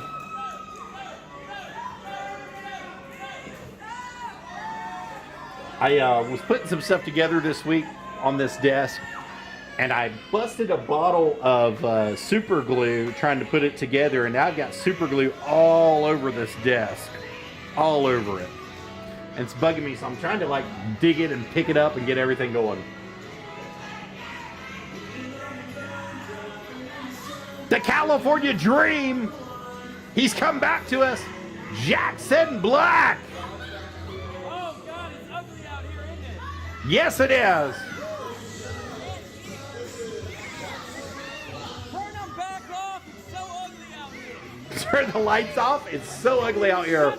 The meth billies are everywhere, Jackson Black, especially for a man like you from California. Shut your mouth. He said, shut your mouth. Jackson Black just taking it right to the crowd, getting right back in their face.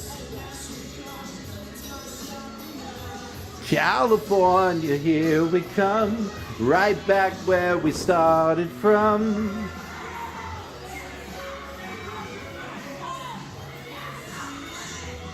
California, here we come, right back where we started from. Ah, JPWA, my brother in arms right there.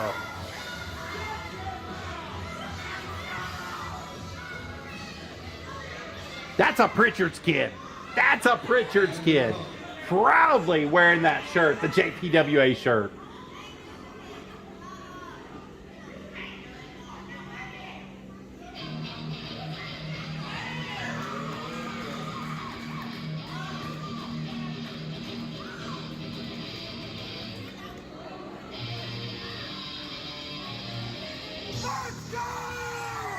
The Southern Dream, the Dirty South, living redneck of the road, none other than himself, Aiden Wright, the first ever C1W champion, is here.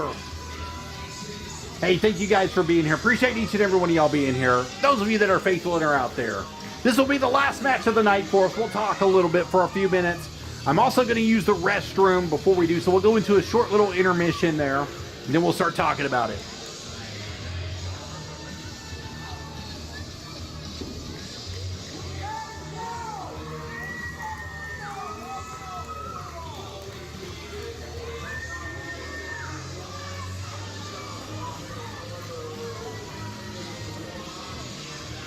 Aiden Wright cleaned out that ring last week. He's looking for a win here against none other than the California Dream himself, Jackson Black. Thank you guys for being here. Appreciate each and every one of you coming in. So after this match, I'm going to take a little bit of an intermission. We're doing Championship 1 Wrestling today. This is the last match of the night if you guys are just joining us. Mr. Aiden Wright versus Jackson Black. Jackson Black is wearing those Captain America pants there. He's a Pritchard's kid.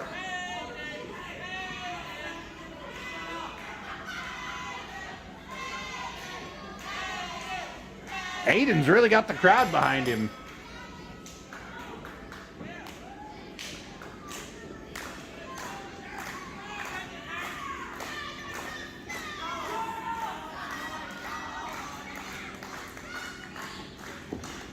Good lockup here.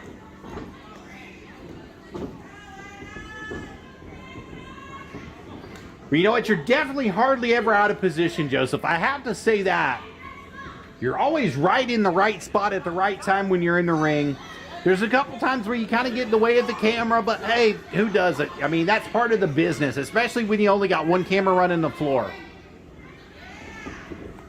Good lockup here again. Looked like he was trying to go for a standing switch, but he just wasn't powerful enough to get through, so he gets on the ropes. You got to break it, Aiden.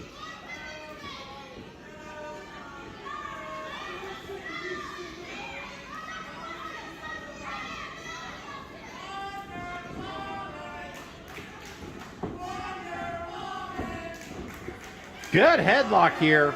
Aiden Wright's got him rocking and rolling here, reeling in that headlock. Oh, nice little switch there. Got that hammerlock coming out the back. The California Dream gloating here.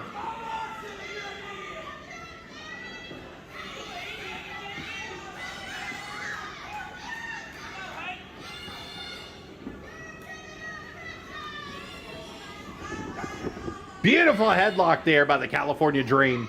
Jackson Black taking control here. Aiden Wright is reeled down in there hard. Picked him right up. Gonna shoot him off the ropes here. Beautiful shoulder tackle. Knocks him clean off. Probably knocked him into next week as hard as he hit him there.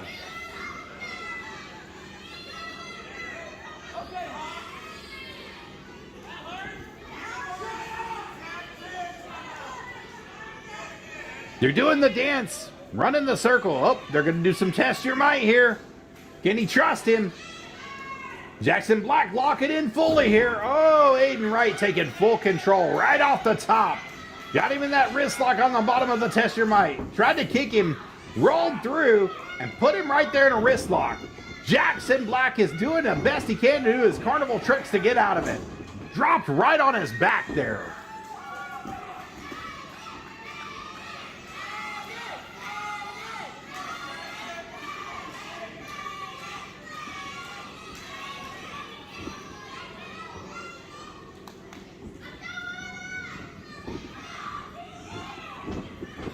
Moving right into the corner here. Got him right on the backside. Rolled him over. Nice arm drag takedown there by Aiden Wright to drop him right out of the corner.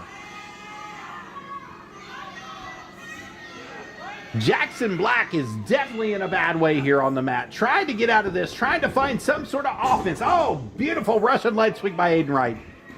Jackson's trying to find some sort of offense. Trying to get his rhythm back here so that he can get in. Nice job getting to the ropes for a break. Good job realizing where you're at. Veteran move, veteran presence there by Jackson Black.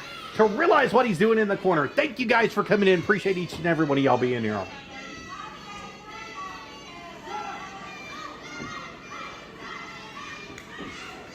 Lock it up now.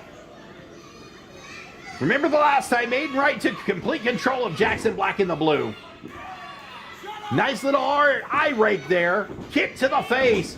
There he is. He finally took control back of the match. Jackson Black's coming through. Nice kick to the back there. Is he going to the well too much? Nope. Another kick there. Guys, the chat box is open. Come on in and chat with me.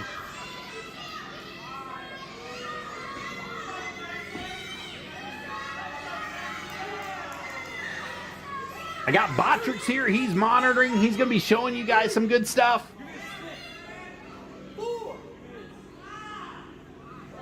Don't forget to hit that like and subscribe button as well. Uh-oh. Jackson's got a microphone.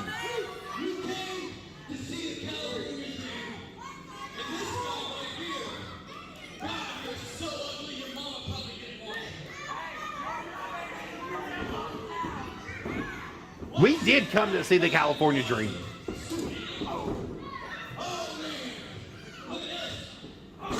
Beautiful kick to the face there. Jackson's talking some mad smack with that microphone.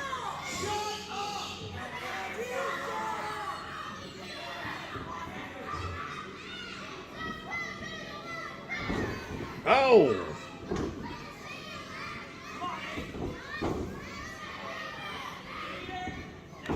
Punching him right to the face. Jackson Black has taken, oh, I about to say he took complete control, but he took a slobber knocker to the face there. Taking two. Aiden Wright has definitely got rocked him with those forearms. That's three. Nice tornado forearm, but is it enough to keep him down? Well,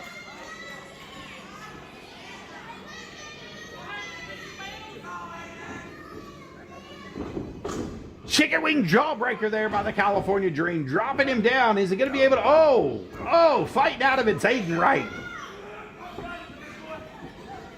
Double underhook here. Beautiful double underhook suplex. Jackson gets that arm up.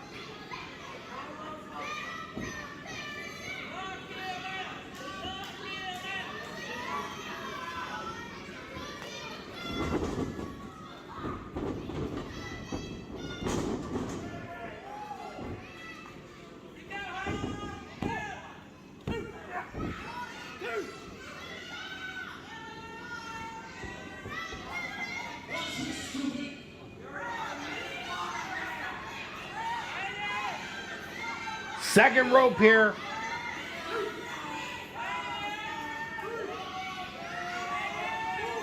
Don't turn around, Aiden. Beautiful drop kick there. Missile drop kick catches Aiden Wright. Awesome. Awesome is right. This is awesome.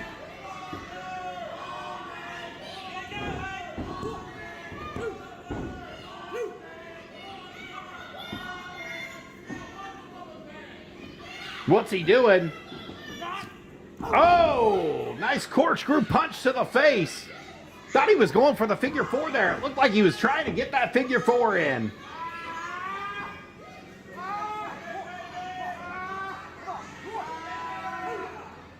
Inflicting as much pain as he can on Aiden Wright. This is the right move for Jackson Black right here, right now.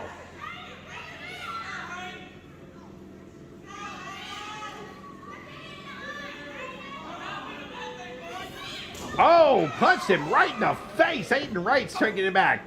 Jackson Black hits him with an uppercut. They're going for the forearm shot to get off the ropes. Beautiful clothesline. That made up for the other one. He knocked him into next week. Jackson doesn't even know where he's at this point. Aiden Wright has taken full control there with that clothesline.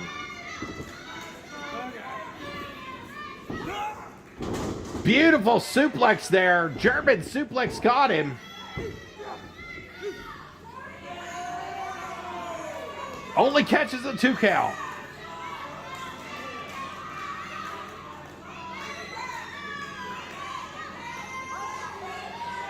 A little bit of wasted time, Aiden. You got to be thinking about your next maniacal move that you're going to pull on him.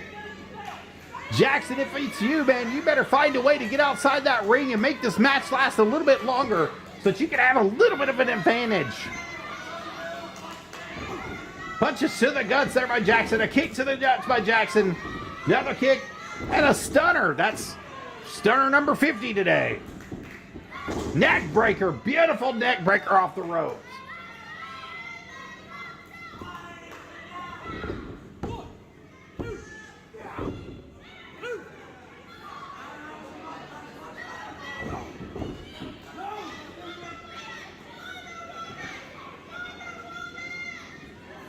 Second rope here, Jackson's climbing. Misses that headbutt by a mile. Aiden Wright saw it coming, and Aiden is calling for it. He says that's it. He's had enough. He's going to kill him here.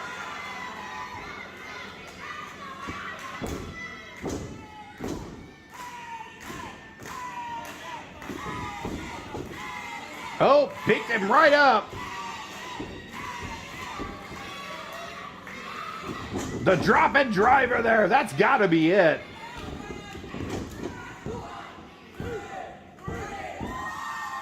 What will be Aiden Wright's next challenge here in Championship 1 Wrestling?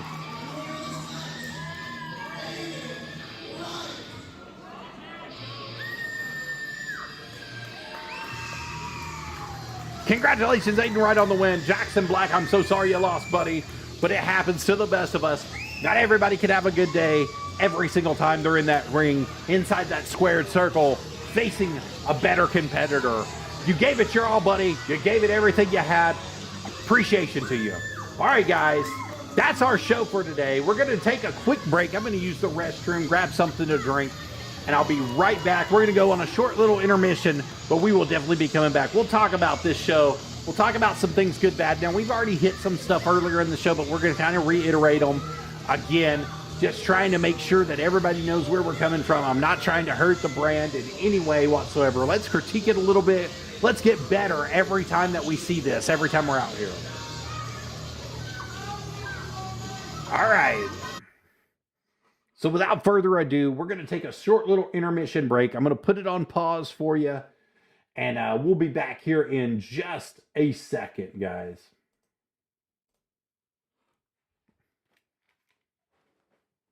That's where you can catch all of my social media stuff. If you can't read it, I'm so sorry. So it's Wrestle Talk with the Rabbid Beaver for the Podbean and for the Buzzsprout iHeartRadio as well. If you're on Stream Elements, you can catch me at a Rabbid Beaver, Streamlabs at a Rabbid Beaver, Facebook, Joseph D. Hughes, Kick.com, I've got a Rabbid Beaver and a Rabbid Beaver 2 at both of those. You can catch me on twitch.tv/a Rabbid Beaver, YouTube Nerdy Gaming with Rabbid Beav 132, and then Twitter, you can catch me at McFoo02 and also a Rabbid Beaver. Now, the Rabbid Beaver stuff on Twitter or X hasn't been coming through quite as well here recently. But like I said, give me just a few minutes. We're going to pause the stream here, and I will be right back. We'll get into some stuff. We'll talk about some stuff. Stick around. I'll only be gone just a few moments. Appreciate you guys for being here. Thank you for coming in, Wrestle Talk, and we'll try to get you going on something good here while I'm gone.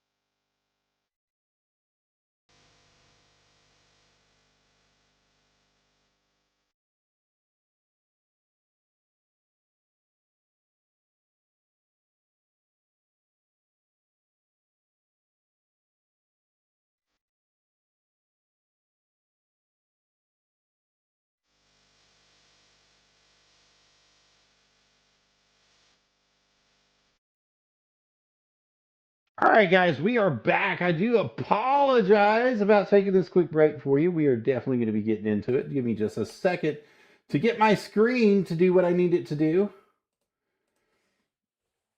Excellent. So, guys, here we are. So let's talk about it. So we got into it a little bit earlier.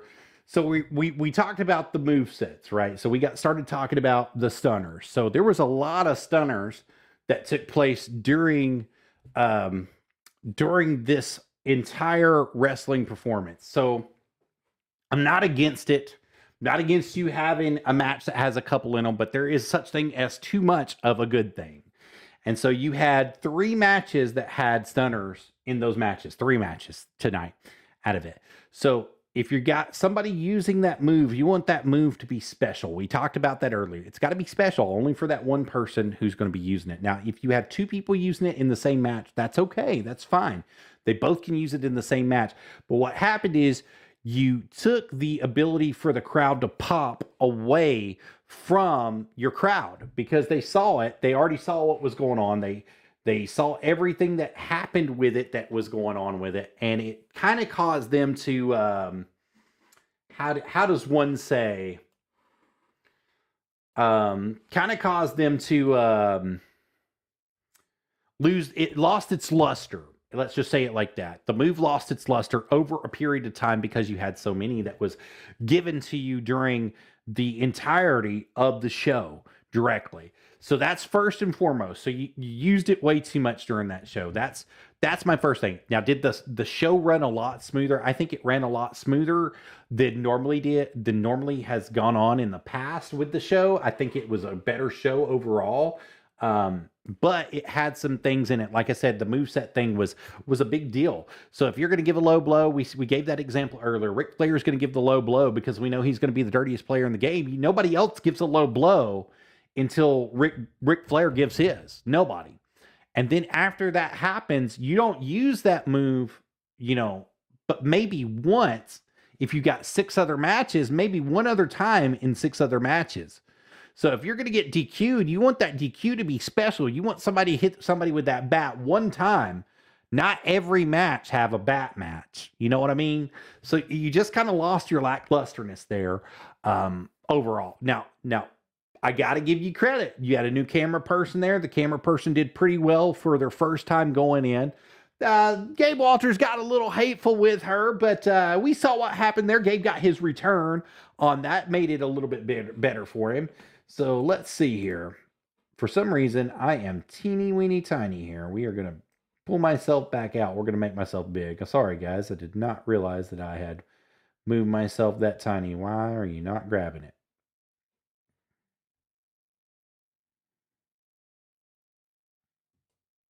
But yeah. So there's some things that we could do that are a little bit better. One thing is, don't make it predictable as far as that goes. We had a botched clothesline there at the end with Jackson Black, and he sold it. I mean, he sold the clothesline whether the dude hit him or not. I mean, he sold it like really good. And then they made up for it later on in that match. And it wasn't really just a botch. It was just mistiming is really what it came down to. And sometimes that happens. I mean, sometimes you get inside the dance and you lose your timing a little bit. But you got to remember to breathe. You got to remember to take it one step at a time, one move at a time, and get to the point to where even on camera, it looks like that move was the only one that was delivered that night. Now, there was some stuff that happened, okay? So Adrian Ace took a stunner too, right? He took that one stunner and he floated out of the ring. He was the best sell of the night on that stunner. The absolute best sell of the night. The stunner spot should have been for him and him alone. I'm sorry to say that, Cameron Coxx. I hate to say that, Draven Lee. It was just a little bit drug out in your match, a little bit too much. You did it just a little bit too much in your match tonight. Now, other than that, you guys had a great match. You guys had some of the best stuff that was going on inside of Championship One Wrestling that was going on that Saturday. But you just drug it out a little bit too much. The other things is we had a new camera person. So, I can't be too hard on the camera person per se because they did everything they were supposed to. But I've harped on it before. And I harp on it again. You guys need a static camera or 2 static cameras.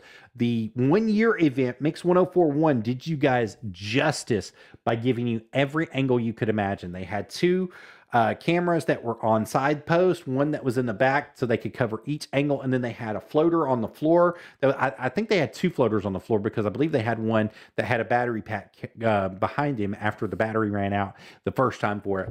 And they were catching the ring action that way and doing the side post as well, doing from both side walls and doing from the back. Now, I understand you're limited on space, you're limited on your outlets, you're limited on things. Everybody is.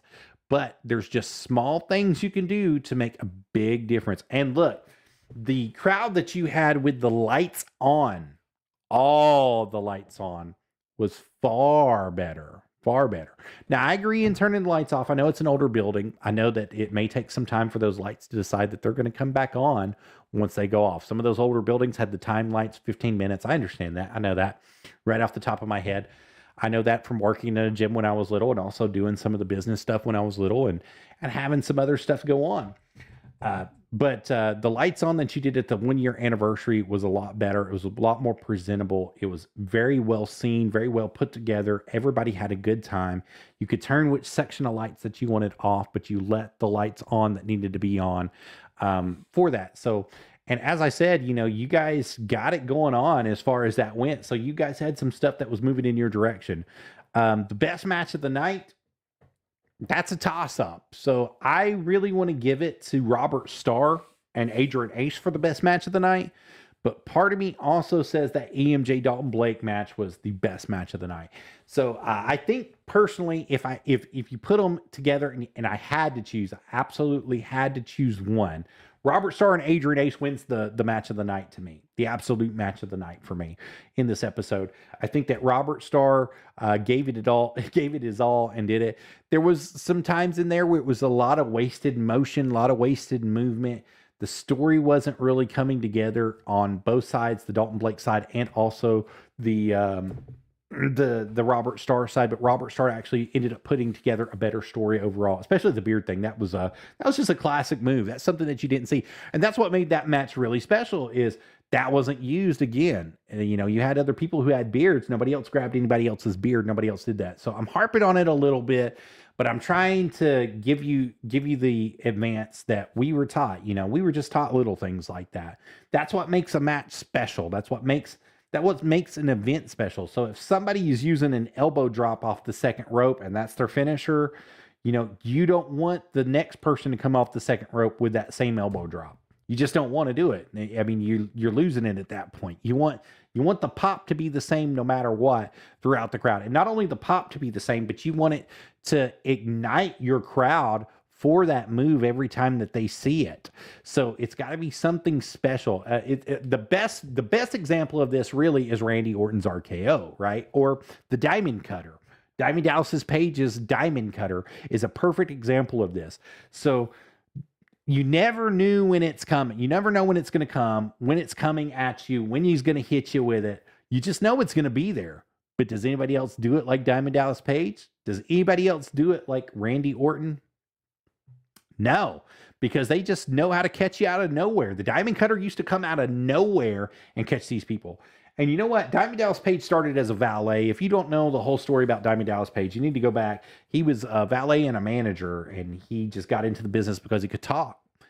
And whenever they cut ties with him in AWA, he had to figure out what he was going to do, whether he was going to stick with the business or move on into something else or do something else. And he never trained. And it took a man named Dusty Rhodes to see something inside of him. Well, I'm telling you, I see something inside each and every one of you. I may not be Dusty Rhodes, but I see it. I can see it. I can see where you can go inside your career. I want each and every one of you to succeed in your careers in the wrestling business more than just a freaking journeyman, more than just a freaking fill-in person for smaller promotions. I want you all to go on and do bigger and better things inside your career. And this is how you do it. So some of you have heard the term getting color. If you don't know what that is, that's making people bleed. So that's somebody doing a spot where there's going to be blood that's going to be involved. That's something that could have happened very easily inside the Robert Starr match. I think that they could have used it properly with the bat. I told you I wanted him to hit him with the bat. Also, the Cameron Coxx match, they should have made that a hardcore match. Somebody should have got some color there. That's my personal opinion. It doesn't really matter for anything. You guys know that. As a wrestling critiquer, I call myself the wrestling snob because it's true. I am a snob when it comes to wrestling. I grew up on AWA, NWA, WCW, the original WCW, and then also the 2000s WCW, the 90s WCW, and the New Blood stuff. And the Attitude Era, got involved in the Attitude Era. So I've got, lots of years inside of watching wrestling, being a part of wrestling, being through it. And then, of course, my background there with schooling and going through stuff, going to Bible college, then moving from Bible college into the wrestle school, moving into the Army, just different things there. And, I'm not trying to say I know everything because I don't. There's something that I learn every day, but that's how you have to be inside this business. You have to be teachable, but you also have to be flexible. And some things just aren't your forte. It's just going to be that way. Live streaming might not be my forte. It might be your forte, but it might not be my forte, guys. But I'm going to tell you right now, you got to give it your best whenever you have the opportunity. When you have the opportunity to go on somebody else's show and they want to talk with you, just listen to the questions, answer them nicely. If they write you a script, answer the questions that they've offered you off of the script. There's a reason that they're doing this stuff, is because not only are they trying to get you put over, but they're also trying to make sure that the promotion gets put over, that the people get put over who are in the promotion, and that you have the best turnout possible for that promotion. They're not doing it so that they're destroying your character per se. So that's something that's happened to me quite a bit. So I was actually on somebody else's podcast tonight. And when I got on that podcast earlier during the day, he had a script for me to read, and I was like, okay, I can read your script. We can go off this. That's fine. No problem. I can do that. So we started talking and going back and forth there for a little bit. And then he wrote me in a message and said, read the script now. And he was ready to go. So that's what happened, is I just would look down and come back and look down and come back and look down and come back and just read off of it as he was giving me cues. I was giving him a cue. They want you to say certain things at a certain cue sometime, because that's where the money is going to happen. So Jeff Jarrett, Jerry Jarrett really, and the Memphis promotion that happened at one point in time, Jerry Jarrett used to have a sign that was hanging on his wall, personal problems make money.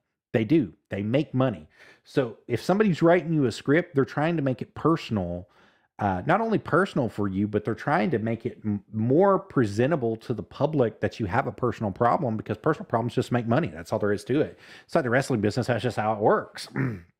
So, there's just little stuff along the way. And look, like I told you, I don't know everything. I just host a podcast and been in the business and just run it. I wasn't really successful. I broke both my collarbones, broke my leg, hurt my back, broke my back eventually, and had to step out of the ring for a while, so you gotta take it to that example. And then, I drove truck for a long period of time with a broken back and with some other stuff that was going on, and just re-injured myself when I was driving truck. So, you've got to take it from that perspective, is, yeah, this just kind of fell into my lap, and yeah, I'm talking a whole bunch of nonsense sometimes, but the truth of it is if you do what people tell you to do and you do what people ask you to do, you're more likely to get a call back from that person to have you back on their show at a later date when they need a fill-in spot or they need somebody to do something. So, Corey, you mentioned something earlier today. If you're still with me, you mentioned that you were running the media earlier, that when Randy Travis came out and started ref and stuff, you started working music and you were working the media. Well, that's a good spot for you. I mean, you may not be the best at it now. You might say that you suck. You might say that you don't have the cues down and everything, but that just comes in time. That comes with learning the software, learning everything that you're doing. Same thing with Jared. He moved out of the role from behind the camera into announcing and setting up the matches and moving that stuff and being the person that everybody is looking to for direction inside of it. Jared, you did an excellent job this week, man. You could run that show by yourself if you really wanted to. You got it in you. There's some things like you're the baby face over there with Kevin. I'll tell you that Kevin's the bad guy. So for you to run that promotion and run it well, I'm drinking water now, guys. I went and got me some water. It was in the fridge. It was the first thing I grabbed. But for you to grab the horns and run with it the way you did an excellent job, Jared. I mean, I can't sit there and complain. Maddie, you did a great job with the camera today. There was a couple times where you were a little bit out of spot, but I didn't say anything. I got to give you some leeway being new, running that camera, but we'd love to have you come back sometime and do that for us if you're available and you want to do that. Be a great thing for you to do, Miss Maddie. So, you know, and anytime that you're inside the business, they're going to ask you to do stuff that you're uncomfortable with. It's just going to happen. Now, unless it's putting you in danger. So, unless they want you to come down off the rafters, or they're going to get you a spot where not only are you going through a table, but you're going through 6. You know what I mean? Or they're throwing you off of a cage or something like that. Unless it's causing you physical bodily harm and you're not okay with it, just do it, guys. Just do whatever they ask you to do inside the business. It really will make a big deal. It'll make or break your career, really, to be honest with you. I absolutely will tell you a story about Gabe Walters. Gabe Walters, we may have our differences, but Gabe Walters came to me a long time ago. And he said, you know, I'll do anything they ask me to do anytime, but it's got to make sense. And that's absolutely right. It's got to make sense while they're asking you to do something. Whenever they give you a storyline or they give you something, it's got to make some sense. What's the long term? Ask questions, but don't turn it down because you may not see the long term. The writer may have the long term in his view or in his grasp, but you may not have that long term in your view or in your grasp. So it's something that you can help yourself with, but also get yourself over with if you just listen, dedicate yourself, put yourself out there, and are willing to be flexible. So semper flexibilis is what we call it. You know, you got to be flexible. You got to be flexible. You got to be gullible. You got to be who they need you to be inside the business in order to make this business work. So if they ask you to run the camera one day, don't turn it down because you might actually have the gift to run the camera. Everybody has a different gift. Some people have the mic gifts. Some people have the television gift. Some people have the in-ring ability gift. Some people just can talk their butt off. Some people knows how to run lighting and music and television cameras. And, you know, you just may have the gift. That's just how it is. You might have that gift. So don't turn it down if you're ever asked to do anything. And if you're trying to get into the business and break into the business, you're trying to get somewhere, make yourself valuable to a company that you're trying to break in with. Whether you're going through wrestling school and you're trying to get out there and put yourself out there that way, make yourself valuable in the business. Make it to where you are not only valuable, but you're so valuable that they know that you're going to show up and going to do your thing. And that's another thing. If you tell somebody you're going to do something, so besides tonight, the 8 o'clock Wrestle Talk thing that I've canceled twice in the past month because of some scheduling conflicts and had to move stuff, but I've had to move it and get it going. Unfortunately, tonight I had to cancel due to some scheduling conflicts as well with other people, and I'm trying to put the best show on for you guys as possible. So I need to apologize to each and every one of you who are going to come in and do the podcast thing with me directly as well. So, so we're here. This is where we're at. This is what we're doing right now, and we're just trying to make it work. It's 4:59 a.m. right now. I think this would be a good time to send it off into the sunset for those of you that have been here the whole time since this morning. Those of you have been following since the early morning session here. I appreciate each and every one of you guys coming in and being here. It really warms my heart to have you guys here each and every time that you all are here and available to me. So thank you guys so much for that. Secondly, before we go off, I have to give a big shout out to everybody who's been a part of this stream tonight. You know, Corey, thank you for coming in. Joseph, thank you for coming in. Callie, thank you for coming in. Harold, thank you for coming in. Appreciate each and every one of you guys being here. Those of you that were phantoms in here, my honey bunny who came in a little bit later, thank you guys for coming in. I appreciate each and every one of y'all being here.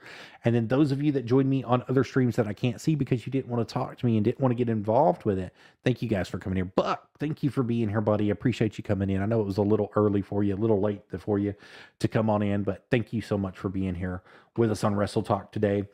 And like I said, we're going to be doing Wrestle to Recovery with Jeff Jarrett. Let me see if I can pull that bad boy up here. I've got to get my dates here. So give me just a second, guys. But we're doing that with them on the 23rd.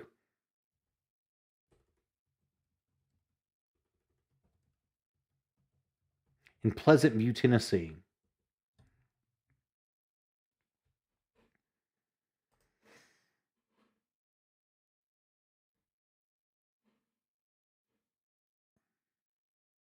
if I can find it. Yeah, Wrestle for Recovery 3 is what it is. So let me pull it up on the screen here for you guys so you guys can see exactly what's going on. Let me pull my universal controller up and move it for Streamlabs. Please bear with me and give me just a second. It's a little bit unprepared on that. I should have had that ready, had a spot ready for that. Let's go to the live screen. Boom, right here, guys. So Wrestling for Recovery 3 is where I'm going to be this Saturday. We're going to be doing that in Pleasant View, Tennessee. There are some tickets still available, just a few left. So they're going to be $17.85 at the door. They are non-refundable. It's going to be at Sycamore High School, which is 1021 Old Clarksville Pike, Pleasant View, Tennessee, 37146. That's where I'm going to be at this week. And this is the card as of right now with some special guests that are scheduled to appear that they don't have. Johnny Bandana, Adrian Thomas, Ray Fury, Big Strong Mims, Jeff Jarrett, Alex Taylor, Chase Stevens, Tyler Shoop, Wakada. Yeah, Tyler Shoop, I like you, buddy. Magic Jake Dumas, Colton Cage, and many, many more are going to be there at Wrestle for Recovery Saturday, March 23rd. Bell time's going to be 7 p.m. The doors are going to be opening at 6 p.m. That's Central Standard Time. For those of you that don't know, it's held at Sycamore High School. You can get your tickets at ProWrestlingTix.com or directly right here at Eventbrite. Eventbrite.com is the way to be. So as you see, there's lots of stuff that's going on. They're also going to be doing the Strawberry Slam on the same day, but I'm not going to that. I was invited to Wrestle for Recovery 3, so that's where we're going to be. We're going to be doing the Wrestle for Recovery 3. Chris Michaels is going to be there as well. Like I said, they've got some special guests that's going to be coming through as well. So it's going to be something great for each and every one of you to be involved in. And once again, if you guys, let me head over to Facebook real quick and let's get on Championship One Wrestling.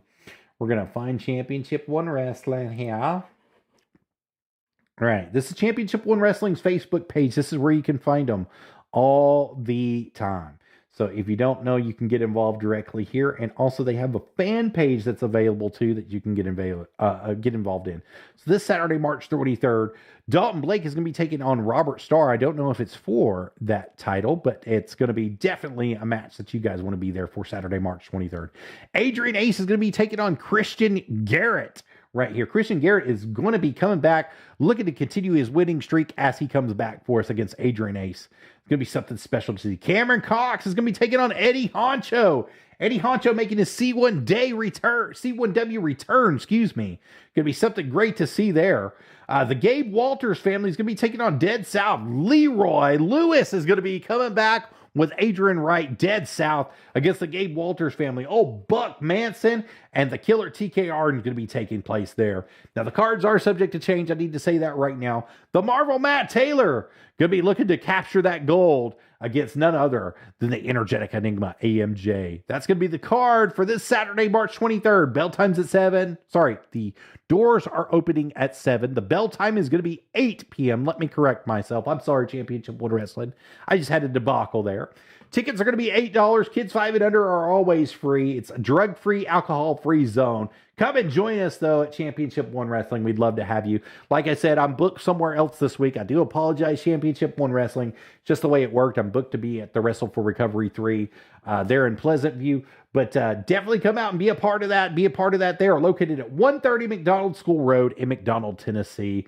And if you want to email them, get some stuff in, championship1wrestling@yahoo.com is where you go for it. So that's going to be the specials that are going to be taking place this week, just so you guys know. And like I said, I mentioned that they had a fan page at C1W for Life fan page. So if you guys like what you see, you can head over to Facebook.com and check out the C1W for Life fan page. You'll catch us right here. You'll catch all the good stuff in here. Joshua Fett, the fan of the year for C1W, is doing some top contributing there. Got some other stuff going on here. Buck Manson's return, some extra stuff here. Matt Taylor. We have anonymous participants here putting a bunch of stuff up. So if you don't want to be known, but you definitely want to put your opinion out there, you can do it anonymously, just to let you know on the C1W fan page. Hey, who's that handsome devil right there? Hey, you got to watch it. Jeremy Prater right here. Join the group. Got to thank you, Pure Excellence, Jeremy Prater, for being there, part of it. Matt Taylor, once again, getting in there. We got some surveys. We got all sorts of stuff going on. So thank you guys once again. C1W fan page, the Bleacher Creatures, all of you guys. Thank you guys for being here. And that about wraps it up for today, guys. So we talked about a little bit of everything that we could talk about with Championship One Wrestling, what we're going to be doing, what the card is this week. Hope you guys have a great show. I do apologize that I'm not going to have a chance to be there with you guys this week. It's really kind of tearing. I'm a little bit excited to be involved in the Wrestling for Recovery, but at the exact same time, I'm a little bit heartbroken that I'm not going to be at C1W this week, because I definitely want to see the aftermath of what's being taken place with the Gabe Walters family, Cameron Coxx, all of them. I want to see it all. I want to be there for you guys, want to watch it with you guys. And we'll be doing a review on it next week as well. So just so you know, it will be coming back to you. And we should be back at our normal scheduled time next week, Saturday morning, 10 a.m., right here on Facebook Live, on the Nerdy Gaming with Rabbid Beaver 132, wherever you guys catch Wrestle Talk, at twitch.tv/Rabbid Beaver, wherever you guys are catching this at, streamlabs.com/Rabbid Beaver, streamelements.com/Rabbid Beaver, trovo.com/Rabbid Beaver, kick.com/Rabbid Beaver. That's the first page, and /Rabbid Beaver 2. Wherever you guys are catching this, Daily Motion, LinkedIn, wherever you guys are getting it. So I just wanted to let you know we will be hosting that once again Saturday morning, 10 a.m. next Saturday. So that's today is the 22nd of March. Let's look at this thing here. My phone is on a swivel up here. So we'll be going a whole week out here. Let me get up here and I'll tell you the exact date. I can't have it off the top of my head. I'm a little stupid. I'm a little toe today. I'm a slow little toe monkey, as they like to say in the business. I'm the slow little toe monkey. That would be the 30th. That would be Saturday the 30th is going to be when our next show is going to be taking place, as far as the C1W stuff, getting caught up at 10 o'clock in the morning.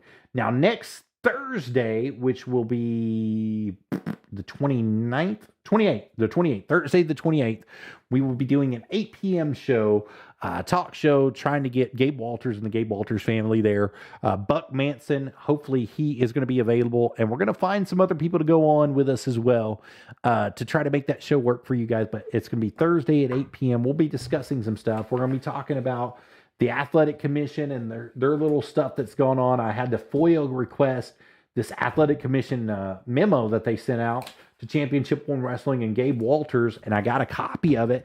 So we'll be going over that with Mr. Gabe Walters and what's going to be happening. And I'm sure in the days to come, the commission is going to be taking a special interest in Championship One Wrestling, and also some of the promotions, smaller promotions from around the area as well. So I'd almost guarantee it. Let's just say it like that.